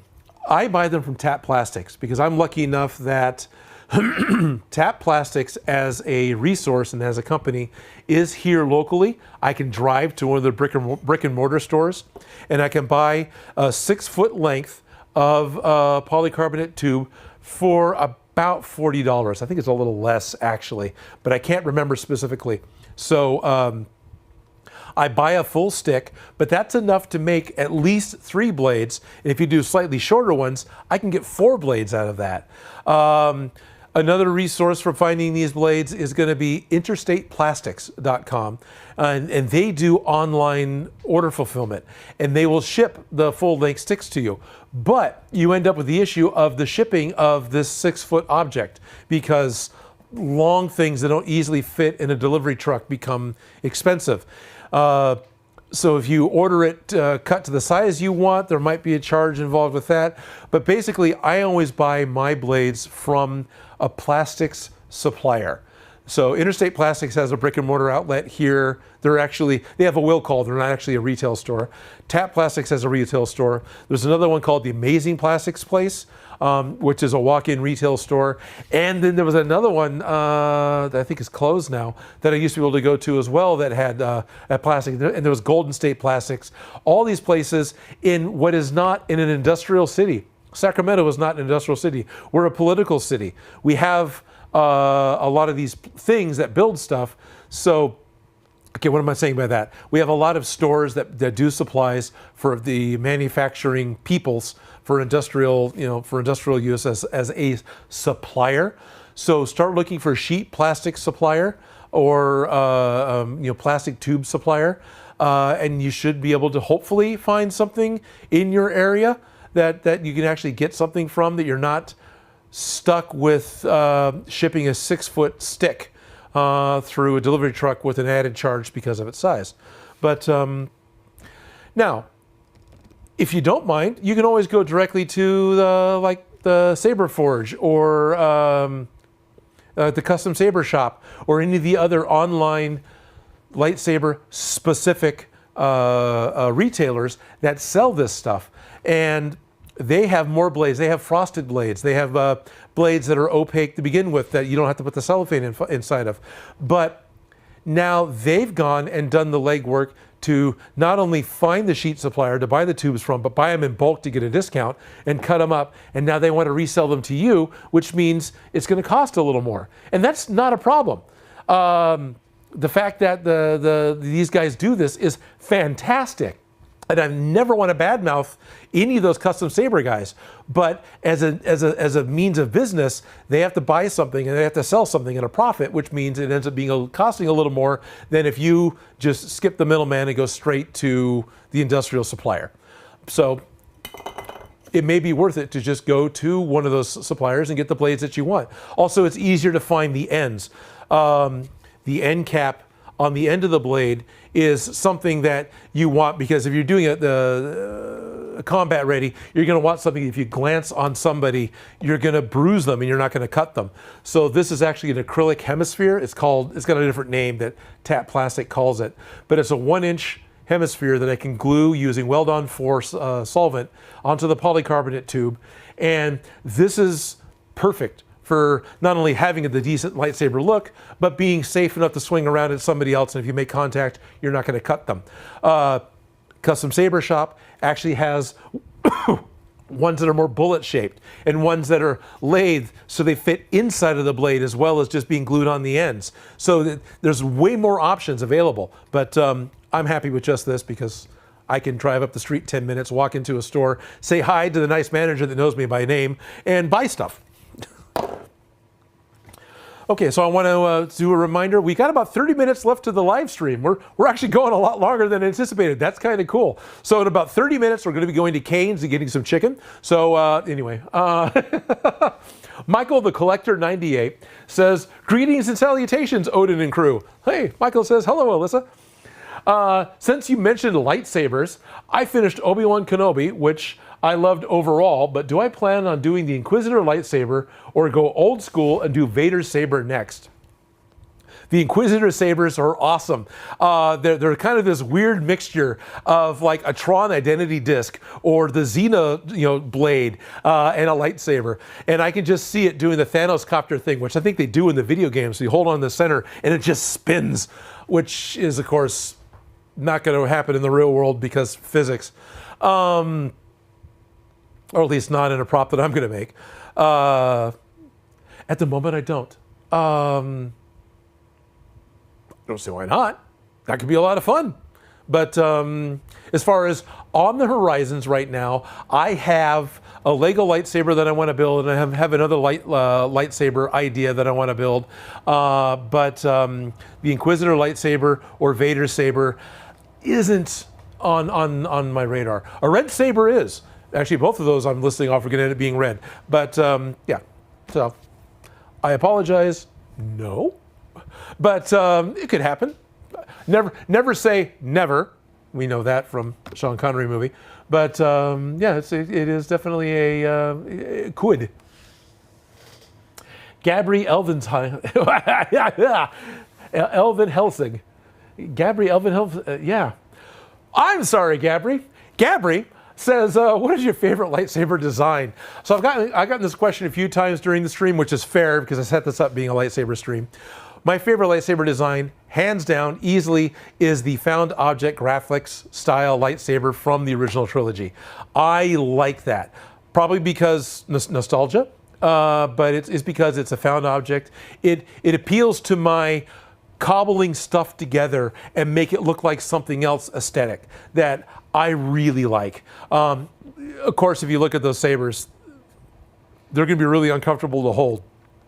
I got a hold of something that's got a bunch of pokey stuff on it, and I smack something with it. Now, a lightsaber doesn't have that ping that you're going to get with a baseball bat, but these do, and I can see that hurting.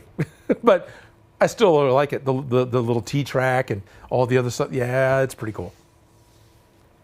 Ernest Venn, would Joe take commissions? Possible. Joe's been going to school and doing different things. He's taken a couple of commissions in the past. This is Joe Grasso, one of the builders here on my channel. You may remember Joe from my April Fool's video I did where I pushed him off the roof, and then just by chance he hasn't appeared again on the channel since. But he's popped into the live stream, so you know he is actually still alive. He has, but it is possible that he would. I don't know for sure. There are other custom builders that are happy to take commissions. I know Heroes Unlimited is a facility based out of Arizona. I've worked with them in the past. I've shared ideas and gave them very specific ideas on how I've built things, and they are set up to take commissions and turn stuff around. Sinister Props might. I think he does. I think he builds custom stuff. So that's another one to go with. I just don't, because I don't have the time to actually finish it in a timely manner. So it's unfortunate. Lee Hunt. Odin, do you know what's happening with the costume kid? He has not posted in months. Really? I have noticed that I haven't seen the costume kid pop up in comments, but no. Aside from commenting to Costume Kid in my comments on my videos, watching some of his videos, and that's all the connection I've ever had with him. I don't know what's happening. I know Black Sheep Props went dark as a YouTube channel. And that guy was great. He was cranking out content, doing a good job with a few hundred views on each videos. He just burnt out, I think. Also, life could have changed. This could have happened to the Costume Kid as well. Things happen in real life that makes it difficult to put out YouTube channel. A change of job, a change of where you're living. And all of a sudden it becomes difficult to maintain putting out the content. So it could be something fairly innocent that the Costume Kid is no longer putting stuff out for. I don't know. I actually haven't talked to him in a little while myself. And it's really weird. For those of you who are joining in now at this point that weren't here in the beginning, right now, I'm looking at the camera for YouTube. Hello, YouTube. I'm making eye contact with everyone on YouTube. But guess what? If I look over here, now I'm making eye contact with everyone on Instagram. Hi, guys. We're doing simulcast for the first time ever. And instead of using StreamYard or some other platform that actually does this for you automatically, we're doing this and they cobble together. There's my camera. There's my phone. Let's go. Hey, Mickey Rat's got another question. Have I ever seen anyone build a microphone into a lightsaber handle? I'd like to try to do that. It's actually one of my abandoned projects that I still have parts bin for. That is a great idea. So you can, like the old school stick microphone with a golf ball on the top of it. So you just cut a hole in the golf ball and the blade comes out. That's a great idea. No, I haven't seen anyone do that. That could work really well. And you could even work in the XLR cable. I mean, you could have the whole microphone attached to your reel-to-reel recording device hanging off a satchel on your hip, because I'm 70, so that's what I remember. That could be the battery, so you don't even have to have the battery connected to the blade, so you can have a smaller form factor for the microphone because you're wired. And then you could play Duel of the Fates off of your tape deck. I think that's a great idea. Watch out. Costume Kid's going to do it on his YouTube channel. No. One of the weird things that we ran into from time to time is talking about possible projects, because as soon as you talk about a possible project in a public forum, you've just inspired a ton of other people. And this isn't something nefarious. I'm not trying to say that people are stealing ideas. We're inspiring other people to be creative, which is 100% what I want to do. So by talking about other projects, somebody else may become inspired and go run off and do it. So don't get upset if somebody else is now, doing the Princess Bunhead's hairstyle on an April O'Neil costume, so she's Teenage Mutant Ninja Jedi with a lightsaber recorder. That could totally happen. Hey, Muddy! That's kind of goes Muddy 1052. I met Muddy when I went out to Oklahoma. He stopped grocery shopping to watch this. Hey, Muddy, thanks. Oculus 2003 has a favorite Star Wars game. So let me throw some context into this. It's probably, hey, Odin, do you have a favorite Star Wars game? Yes. Yes. One of the things I'm going to say, and at this point, it's going to look clunky because it's going to have the graphics that your microwave has. I love Dark Forces. It was the first-person Star Wars video game. I talked about it earlier in the stream. It's got it was made for like 486, 386 pre-Pentium computers. Its resolution is 300 by 200. But it's what the Dark Troopers came from that we saw in the most recent series of the second season of Mandalorian. I really enjoyed that game, probably because it was the first of doing what it did. And then it also was tying into the films a little more than what Lucasfilm was allowing to happen at the time. That one's probably my favorite. Next favorite, Lego Star Wars. Now we got a silly parody of a game where I can run around and chop up Jar Jar Binks all the time. And so the Lego Star Wars games on a whole, but as a specific one, again, it's probably nostalgic because this is a game from 25 years ago, is Dark Forces. Lee Hunt has another question. Hey, Odin, do I work in my own house or do I have a separate workshop? Note, how do I handle doing this when you're not just a wee prop builder at home? Good. That was a me note. So Lee Hunt and Alyssa have a really good two-part question. I work in a shop. I have my house that's actually about 30 minutes from here. So I got a bit of a commute when I come down to the shop. So I live in one area, and then my shop is in another area. I rent this space. I have office space upstairs where I actually do all the editing. And all my prop stuff lives here. And just so you guys know, I do ask for support from Patreon members, and I always say that the channel only exists because of viewers like you, because of my Patreon membership. Well, that's 100% true. My Patreon members pay for my rent for the shop. I've got a good sized shop. I've got a really good thing going here.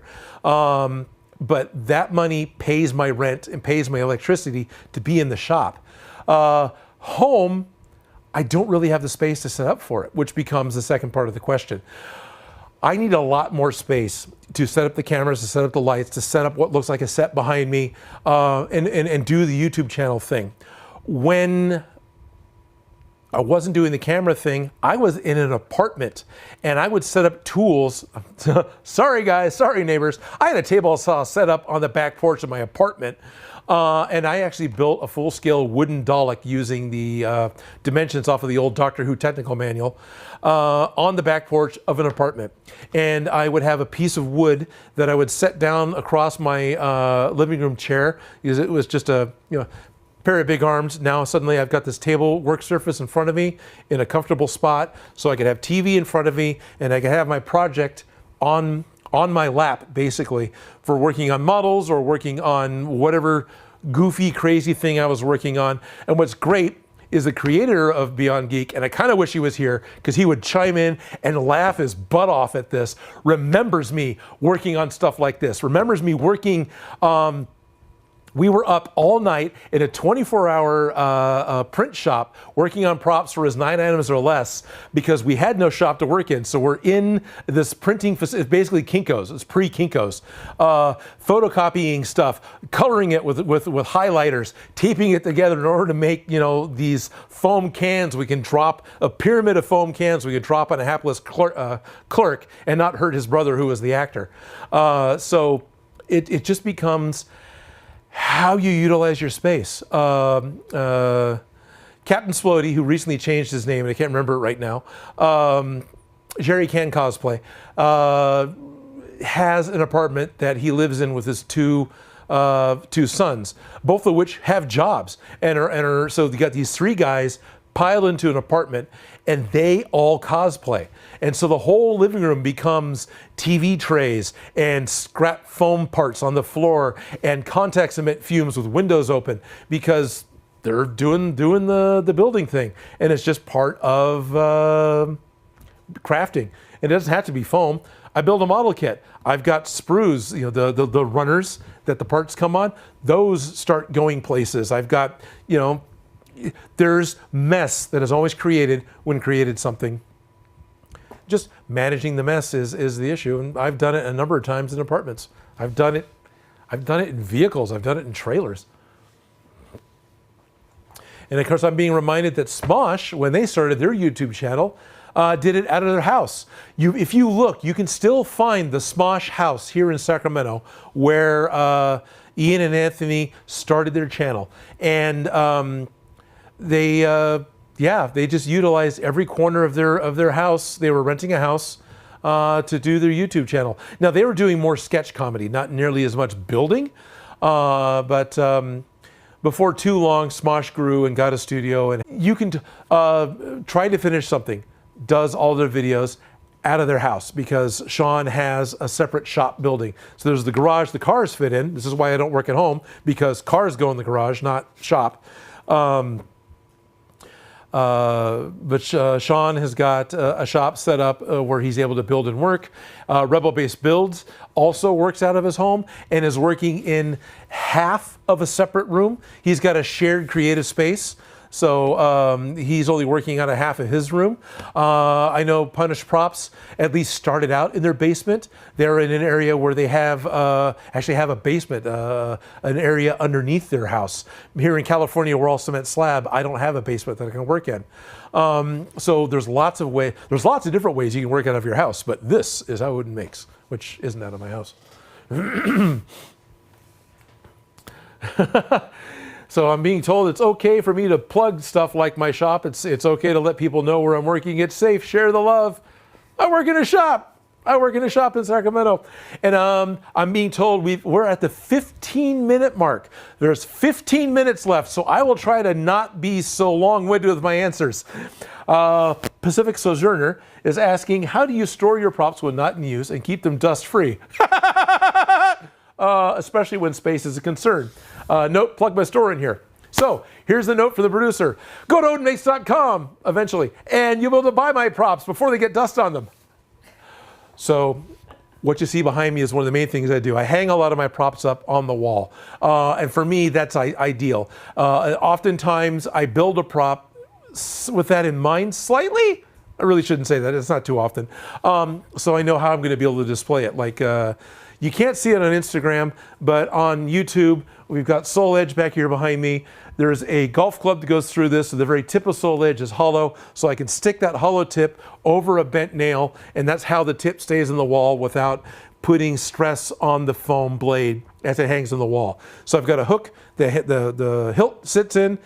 Now, underneath it is the Bifrost and the Red Ranger sword. Both of those are hung with a hook that the hilt sits in, and then I take the clear plastic packaging from anything, the blister pack from a Star Wars figure. You fold it in half, and now I've got a safe V that I can set my foam blade in, and it's not going to cause a stress mark. But yeah, I hang them on the wall. Keeping them dust-free, yeah, it doesn't happen. You'd have to build a box. If I did bother to climb, which I'm not going to, and bring down the portal gun, it's almost black with the amount of dust that's on top of it. I've got a great question about what's the cheapest way to make a lightsaber. The cheapest way to make a lightsaber is to get a piece of PVC pipe. 3/4 inch is probably good, 1 inch is probably better. So you get a piece of PVC pipe, cut it the full length of the lightsaber that you want, and then you take pipe insulation. Now you can pick this up at the big box hardware store. It's a long tube of foam insulation that's specifically designed to fit over water pipe so it doesn't freeze, or so your hot water travels further and stays hot longer. So you slip this over it and you start wrapping it with duct tape. And you get a silver duct tape handle. You add extra bits of foam for the decorative parts that go on the silver duct tape handle. And then the blade you wrap with a colored duct tape. And lightsaber. And you're able to go out and whack this boffer, is kind of what it's called. It's a foam-lined, flexible practice weapon. It's a standard thing for SCA or Amp Guard and things, is to make these boffer weapons. But that is the cheapest. Run out in the park, go beat the snot out of your friends. Afternoon project, and then when they break, so what? You do it again. I've made keyblades using that technique. That's the cheapest. Next best one is probably reworking a Hasbro toy. And there's whole videos on how to do that over on the Beyond Geek channel on YouTube. So please check out Beyond Geek on YouTube to see DIY instructional videos featuring this guy rebuilding a Blade Builders, Hasbro Blade Builders lightsaber into a full combat ready lightsaber. I'm being reminded that my turtle shell is something hecka dusty. These things I've got props stacked on top of props. Yeah, I've got my Mario Kart blue shell right over there off screen with a Bakugo glove in front of it and Barrett's right arm standing in front of that, right? So it's sort of this Ark of the Covenant thing. And then the portal gun doesn't have anything on top of it other than a pound of dust, but there is a Gundam shield sitting in front of it. And I'm not going to climb up in front of camera. Lego Darth Vader. Oh, actually the person's name, that's not the request. So Lego Darth Vader is asking, are your custom sabers combat available? Yes, the lightsabers I've been making are combat ready. That's the word I'm looking for. So you are able to use the combat. Sadly, the blade just came a little loose during the stream, which has me concerned. But I've got set screws around the bottom, as well as a little decorative screw up here in the top, all of which put some pressure on the blade to be able to hold it in place. This thin-walled blade is the only one I've come across so far that has wiggled free of this technique. And I think it's just because the thin-walled stuff is much easier to squeeze and deform. But it is technically a combat-ready lightsaber that you can go out and beat your friends up with. Odin Makes highly recommends going out in the field and smacking your friends around with a lightsaber. Lego Darth Vader also does lightsaber fencing as an official sport. Wow. And he needs a lightsaber, and he needs a saber. Well, fencing are foils, but anyway, I actually did fencing as a PE elective in college. So just, if you want to make your own, I've got 2 or 3 different videos on Beyond Geek about how to make a custom lightsaber, as well as I made this particular lightsaber on my channel here on YouTube. I've made the Gundam Beam Saber, which officially the creator of Gundam has said, yes, I was inspired by a lightsaber. And then there's a Lego lightsaber. All of them come down to the same thing, where I'm reworking a soundboard with a brighter LED and a speaker in order to make something light up and glow. The foil is weird. You can get thinner polycarbonate tubes. They get. It's just. I would get a tube that the LED strip just barely fits inside. So you're probably gonna be getting like a 1/2 inch or a 3/8 inch tubes, which is what, 10, 11 millimeter, or maybe 8 millimeter tube, and then your 6 millimeter LED strip should fit inside. That may not work, but in order to get your fencing blade, unless you're not worried about having the big, thick-looking lightsaber blade. How durable is my custom lightsaber for the Beyond Geek contest? When does that end again, and how do I sign up? I think I'm getting a question asked by the producer. So as a reminder, the contest ends July 26th. So the contest to win this combat ready lightsaber, or the 27-disc Blu-ray Skywalker Saga set, or a pair of, in the package, Obi-Wan and Darth Vader Hasbro Blade Builders lightsabers. All that is going to end on the 26th of July at 11 a.m. Pacific time. That's going to be the final cutoff. Just jump over to Beyond Geek giveaways.com. So Beyond Geek Giveaways, there's 2 G's in there, .com. You can fill out the little form, and you'll be entered to win the contest. Notifications take about 24 hours to appear, so don't panic if you don't see anything immediately. And there are ways of entering more than once by simply subscribing to my channel, subscribing to Beyond Geek, following us on Instagram, signing up for a Beyond Geek email list. All those give you more chances to win. It's totally being ran through a program that's designed for exactly this purpose. So it's not going to be the giveaway fiasco that I had with Ryobi when I said, oh, I'll pick them out of the comments. And then I come to find out that YouTube has a 500 reply limit on any given comment. So guess what? We broke that limit 2 or 3 times. Anyway. So I want to thank Exacquated. Zacquated? Zaccated? It's XAQTED TV for binging all of my videos. It is flattering as all get out to be told that somebody finds my videos, enjoys them, and then binge watches all the content. I've got years of videos that I've put out. So binge watching my content, I know, takes a while. I will run my channel, when I go to some cons, I will bring a television and set it up with my YouTube channel running on it the length of the con. As long as the doors are open, it's running, just playing all my videos. I have more content than a 3-day convention at this point.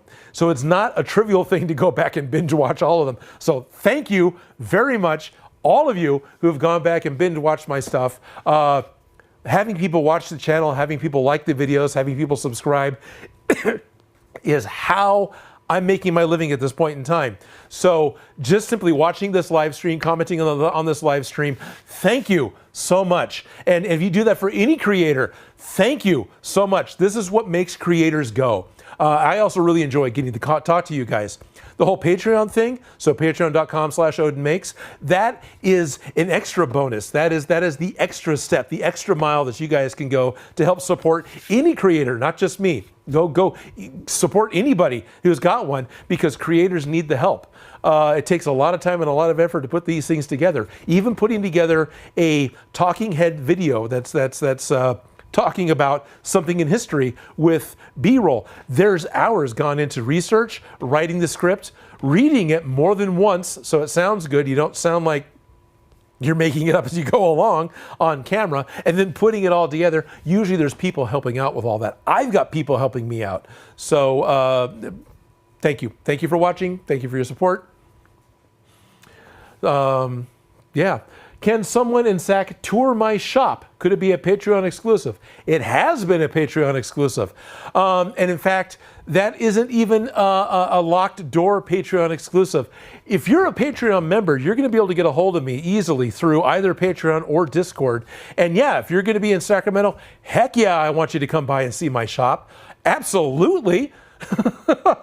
Yes, please. That's fun. I've had a number of patrons come by already. I've had a couple of other viewers and other creators drop by and see my shop, a number of cosplayers. So please, yeah, no, it's great. It's one of the benefits of having a shop. I'm not inviting you into my home. So yes. So, oh wow, I've got a $10 super chat from HD Brown and the adorable love emoji. Thank you, HD Brown. Thank you. I love you too. Thank you. So I got a couple of goodbye questions. Am I going to be doing demos and customer and costume repair at SAC Anime this summer? Yes, 100%. I'm going to be at SAC Anime Summer. I'll be upstairs in the cosplay area. This is going to be, and I'll be directly across from the main doors to the main auditorium. That is now my permanent spot. According to Scott, who runs that area of SAC Anime, he says, dude, just show up. You don't even have to ask. Just show up. Spot's yours. We'll get you a room. You're here. So I'm going to be there. I'll be there all 3 days. Felicia will show up when she can, which will probably be a Saturday. And Ellis will drop by for a day or two. Joe will drop by for a day or two. You'll get a chance to, Jerry Can Cosplay looks forward to coming up and helping me out with cosplay repair, as does Victoria and Reese Rigg. Both of them, the sisters, like to come out and give me a hand with cosplay repair. And I love doing cosplay repair. What is cosplay repair? Goodbye question. Keep it short, Odin. It's the first aid station for cosplay. You put all this effort into putting something together, you show up at a con, and parts fall off. So you find cosplay repair, and we do everything we can to help put your costume back together. And I love how many costumes I repair on Saturday that end up being in the costume masquerade and the costume contest. That's fun. Last goodbye question. Are there any more realistic firearm builds in the future? This is a great question. No.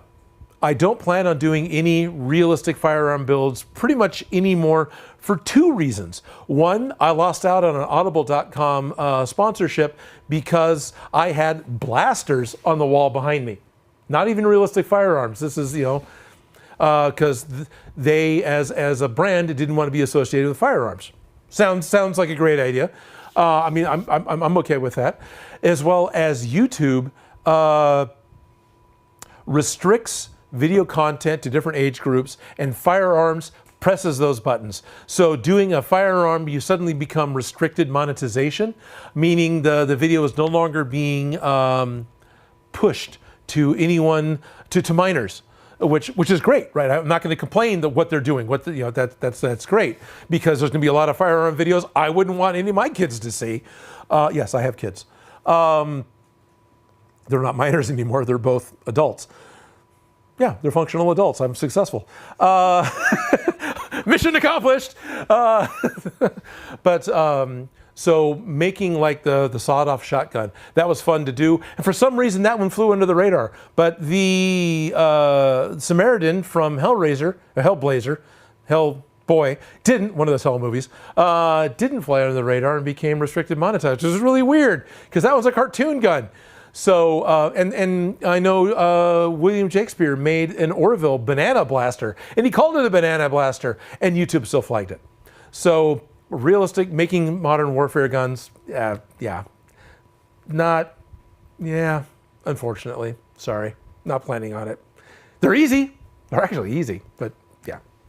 So, I got Ralph Morick says, I'm the Neil deGrasse Tyson of foam crafting. Thank you, Ralph. That's amazing. And then Zackwitted TV, Zackated, finds me an inspiration from their YouTube channel. That's awesome. Yeah, please. I make these things, and I know other channels have done it. It's like, Bill did it at Punish Props. Talk about flattering when Punish Props says, hey, I'm going to build the Wakanda shields because Odin built one that seemed like a great idea, which may not be quite the way he said it, but I think he may have just acknowledged that I had made one as well. But what he did do was copy my idea of having restricted materials to build it. He had moved into a shop. I mean, go watch this video. It's great. Bill did a fantastic job. He's moving into a shop. He needs to put a video out. He doesn't have any of his stuff, so he builds the Captain America Wakanda shields using packing materials and scrap stuff he picked up off the floor, and they look great. And totally acknowledge the fact that I did something similar, that I ended up making them without using any of the power tools that I typically use, which mostly I use power tools because it makes things go faster. But yeah, if you're inspired and you want to remake something that I made, I would appreciate it to be given credit for that, because I try to give credit. But if you're being inspired and you're being creative, that's what my channel is all about, because I know there's going to be lots of different ways I can interact with my friends, and I can inspire all of you guys to be creative in whatever way you want to be creative. But this is how Odin makes. Remember, go to BeyondGeekGiveaways.com for your chance to win a lightsaber and a bunch of other cool prizes. So, was that what we want to do? Yep. All right. Now, I can awkwardly be the only guy to end the stream on the stream. Thank you, everyone, for tuning in. I will see you Monday with Felicia. That's fine.